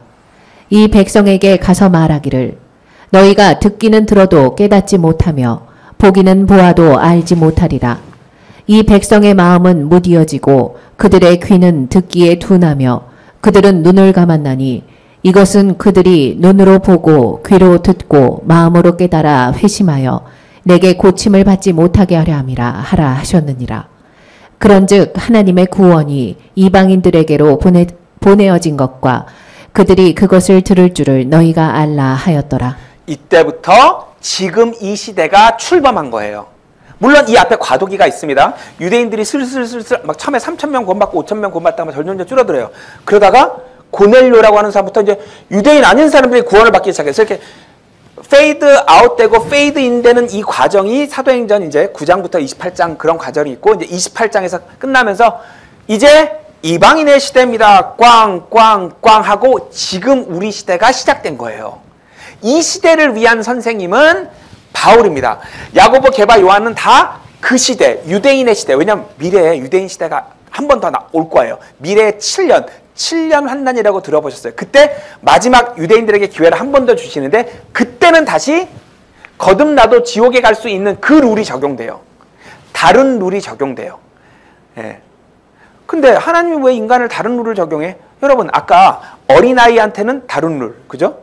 정신장애가 있는 분한테는 다른 룰, 일찍 죽은 사람들에게 다른 룰, 하나님은 다른 룰을 적용하십니다. 그 대신 공평합니다. 자, 우선 왜 공평한지 조금 이따 설명드릴 거예요. 우선 이렇게 나눠 놓으셨다. 여기 게바는 베드로입니다. 그리고 바울이 전하는 이 열쇠통 안에 있는 거는 미스테리를 나한테 풀어주셨어. 이제 이렇게 써놓은 거예요. 이 신비가 미스테리입니다. 영어는. 나의 복음, 이거는 이제 바울이 자기가 로마서에 써놓은 겁니다. 자기 복음이라는 이상한 말을 해요. 읽어보겠습니다. 갈라디아서 2장 8절 9절, 로마서 16장 25절 26절. 베드로에게 효과적으로 역사하셔서 할례자들의 사도 직분을 주신 그분께서 나에게도 강력하게 역사하셔서 이방인들을 위한 직분을 주셨느니라. 야고보와 게바와 요한도 내게 주신 은혜를 알고서 나와 바나바에게 친교의 악수를 하였으니 이는 우리가 이방인들에게로 가고 그들은 할례자들에게로 감이라. 이제는 이 신비의 계시대로 나의 복음과 예수 그리스도를 전파함에 따라 너희를 경고케 하실 능력 있는 그분께 이 신비의 계시는 세상이 시작된 이래로 감추어졌다가 이제 나타났으며. 할례자들, 이 유대인이라는 뜻입니다. 이방인은 유대인 빼고 모든 민족이에요. 그래서 이거는 사실은 대상을 구분하는 것 같지만 사실은 시대를 구분하는 거예요. 왜? 유대인들이 눈이 떠져 있는 시대가 있고 유대인들의 눈이 멀고 이방인들의 눈이 떠져 있는 시대가 있기 때문에 대상의 구분이 사실은 시대의 구분이 되는 거예요. 예. 근데 이때 있던 제자들 중에 이 책 안에 미래에 있을 7년 그 유대인 시대 사람들, 그때 성도들이 읽고 거듭나야 되는 걸 써놔야 하는 사람들이 있었던 거예요. 그래서 이 안에는 이 똑같은 책을 우리가 바울 복음 위주로 깨닫고 천국에 가게 되듯이 미래의 7년 환난 때도 이 똑같은 책을 읽고 구원받아야 되거든요. 그러니까 그 내용은 야고보, 게바, 요한 이런 사람들 통해서 써놓으신 거예요. 그리고 우리 시대는 바울이 열쇠통을 통해 써놓은 겁니다. 히브리서 바울이 썼다. 성경에 그렇게 쓰여 있지가 않잖아요. 썼더라도 하나님이 일부러 히브리서 저자는 아무도 모릅니다. 추측일 뿐입니다. 아무튼 바울이 나 바울이 쓴다라고 쓴 그 열쇠통을 말하는 거예요. 자, 그러면 우리 시대에 태어난 게 얼마나 다행이에요. 왜? 거듭나면 무조건 천국에 가거든요. 근데 유대인의 시대에서는 거듭났어도 지옥에 갈 수가 있어요. 그러니까 거듭난 걸로 충분해? 아니면 거듭난 뒤에 행동까지 해야 돼? 불공평하죠. 이유는 이것 때문입니다. 이게 하나님의 정의입니다. 아까 말씀드렸죠. 건강한 가정에서, 화목한 가정에서 태어났어? 그럼 하나님이 상 별로 안 주셔. 힘든 가정에서 몸이 아프게 태어나서 상 더 주셔. 언제나 그러세요. 읽어보겠습니다. 누가복음 12장 48절. 알지 못하고 채찍 맞을 일들을 한 자는 적게 맞으리라. 누구든지 많이 받은 자에게는 사람들이 많이 요구할 것이요 사람들이 많이 맡긴 자에게는 더 많이 달라고 하리라. 그러면 유대인 시대 성도들에게는 더 많이 요구하시는 거거든요. 믿음만으로 안 돼. 행위까지 해. 왜 그런 것일까요? 더 많이 주시는 거예요. 뭘? 그걸 표적이라고 합니다. 성경에서 말하는 표적, signs, miracles는 뭐냐면 와 신기하다 이런 정도는 안 됩니다. 반박 불가한 정도의 놀라운 일이어야 돼요. 예. 대표적으로 죽어있는 사람을 살리는 겁니다. 그래서 성경에서 보면 그렇게 죽어있는 사람을 많이 살려요. 엘리사 살리죠. 엘리야 살리죠. 베드로도 도르가 살리죠. 바울도 유두고 살리죠. 여러분 지금 우리 시대에 살려요? 못 살려요? 목사님 중에 앞에 죽은 지 3일 된 시체 갖다 놓으면 살리는 사람 있어요? 예. 이 시대에는 그 능력을 안 주시는 거예요. 표적을 할 수 있는 능력도 안 주시고 그걸 볼 수 있는 기회도 안 주시기 때문에 행위까지 요구하시지 않는 거예요. 천국 가는 데는. 자, 이게 예수님께서 떠나시면서 하신 말씀이에요. 이거 우리한테 적용하면 우리는 믿는 사람이 아닌 거예요. 왜? 이 중에 할 수 있는 게 없어요. 읽어보겠습니다. 마가복음 16장 17절, 18절, 20절.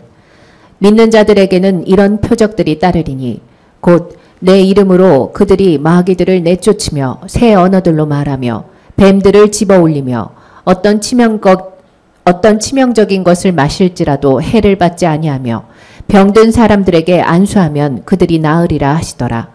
그들이 나아가서 모든 곳에서 복음을 선포하며 주께서 그들과 함께 일하시며 따르는 표적들로 말씀을 확증해 주시니라. 아멘. 말씀을 확증하시는 건 뭐냐면 복음을 전하고 그 다음에 표적을 해서 이게 하나님으로부터 온 올바른 말씀이라는 걸 증명을 해야 되는 거예요. 유대인 시대에는. 자, 제가 지금 세미나 거의 끝났잖아요. 그럼 여기서 헤어지면 여러분들은 뭐야? 유대인 시대면 여러분들이 당연히 박진영 씨 잠깐 가지마 표적해. 이렇게 해야 되는 거예요. 왜? 하나님이 시키셨어요. 모세를 통해 신명기에서 증언이 없는 선지자 말을 듣지 말라고 확인하라고 하셨거든요. 그러니까 여러분들은 제가 여기서 뭐 할까요? 이 중에 하나 뱀, 독사, 코브라를 갖고 와서 자 여러분 지금까지 설명드린 게 올바른 복음이라는 걸 증명하겠습니다. 자 코브라를 꺼내서 제가 물려야 돼요. 그리고 딱 물린 다음에 맞죠? 그러면 맞네. 이게 하나님이 시키신 방법이에요. 유대인들에게. 그래서 요한복음 15장에서 예수님이 내가 말만 전한 게 아니라 너희 앞에서 표적도 했기 때문에 너희가 날 믿어야 된다. 이렇게 말씀하시거든요. 표적은 필수입니다. 선택이 아니에요. 우리 시대에는 표적이 없습니다. 왜? 표적이라는 거는 있는 시대에는 다 있고 없는 시대에는 다 없는 거예요. 일부 표적만 남겨놓는 시대는 없어요. 표적 중에 대표적인 게 죽은 사람을 살리는 거예요. 바다를 가르는 거예요. 자, 지금 한강 가르고 지나갈 수 있어요, 없어요? 아무도 안 됩니다. 죽은 사람 살릴 수 있어요, 없어요? 없죠. 그러면 뭐예요? 표적이 없는 시대예요. 그러면 이거 다 없는 거예요. 이 중에 뭐가 있냐면 방언이 있어요. 방언으로 하나님이 일을 하시는 시대에는 바다도 가를 수 있는 시대고 죽은 사람도 살릴 수 있는 시대. 왜? 다 같은 표적이기 때문에. 여러분 이상한 말하는 분들 절대 따라다니지 마세요. 그런 분들 성경 하나도 몰라요. 이 시대는 그 시대가 아니에요. 네. 자, 이거를 이제 믿는 사람들 이거 우리 얘기네. 이거 다 우리 얘기해야 되잖아. 그래서 이걸 다 비유라고 말해요. 박진영 씨 그게 비유지 그걸 그대로 해석하면 어때요? 어떻게 해요? 이제 이러시는데 뱀에게 물려갖고 아무렇지 않은 사람 나와요 안 나와요 성경에? 사도행전 28장에서 바울이 진짜 물려요. 물리는데 이러고 가요. 자 여러분 이거 보세요. 표적을 보여주신다는 건 단순히 그게 아니라 놀라운 영적 능력을 말하는 거예요. 여기 성경에 보면요 이런 말이 있어요. 거듭난 사람은 죄를 안 지을 수 있다. 에? 그러면 저 안 거듭난 거예요. 왜냐면 저 아직도 툭하면 죄 짓거든요. 유대인의 시대에는 표적뿐만 아니라 놀라운 영적 능력을 줘요. 그래서 교제 안에 머물러 있으면 진짜 죄를 안 지어요. 또 여기 보면 사도행전 4장에 보면 이때 인원이 한 10,000명 되거든요. 10,000명이 재산을 합쳐서 안 싸우고 잘 사는 거 알아요? 이것 때문에 지난 2000년간 얼마나 많은 교회가 재산 뜯어간 줄 아세요? 야, 이 교회 봤지? 너희도 다 재산 나한테 내. 내가 알아서 배분할게. 그래서 진짜로 많이 했어요. 모든 교회에서. 지금도 어디서 하고 있어요. 분명히. 왜?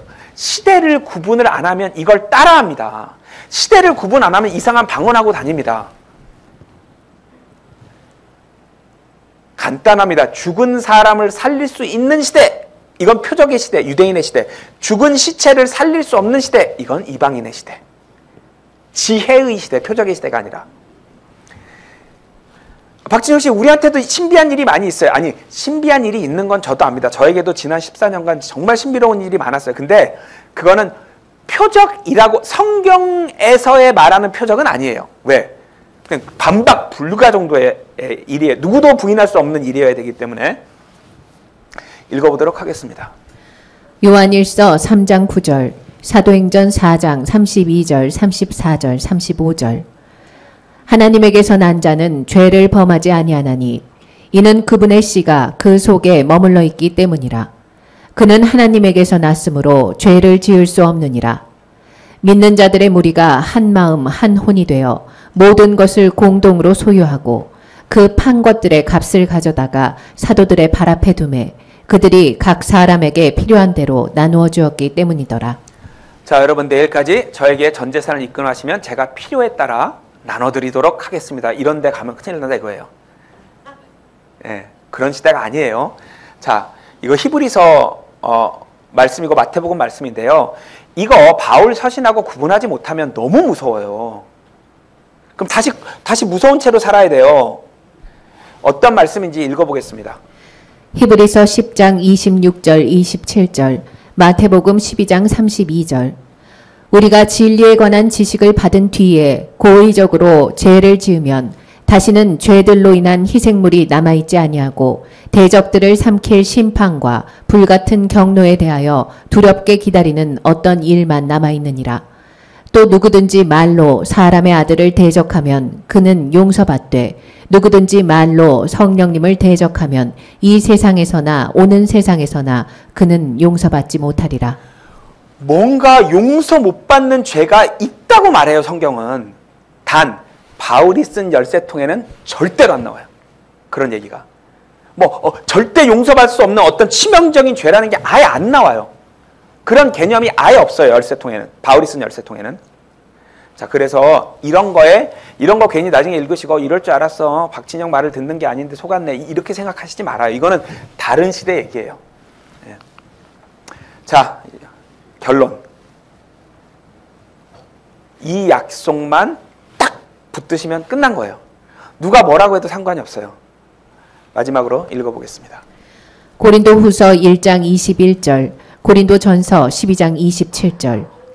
이제 우리를 너희와 함께 그리스도 안에서 굳게 세우시고 우리에게 기름을 부으신 분은 하나님이시니 이제 너희는 그리스도의 몸이요 개별적으로 지체니라. 저 흰색 사람 하나 보이죠? 저게 자기로 보이면 끝난 거예요. 이 말씀들이 나한테 하신 약속이야. 이 우주를 만드신 하나님이 나에게 하신 약속이야. 나한테 약속하셨어. 그럼 끝난 거예요. 다른 인간이 어쩌고저쩌고 할 필요가 없어요.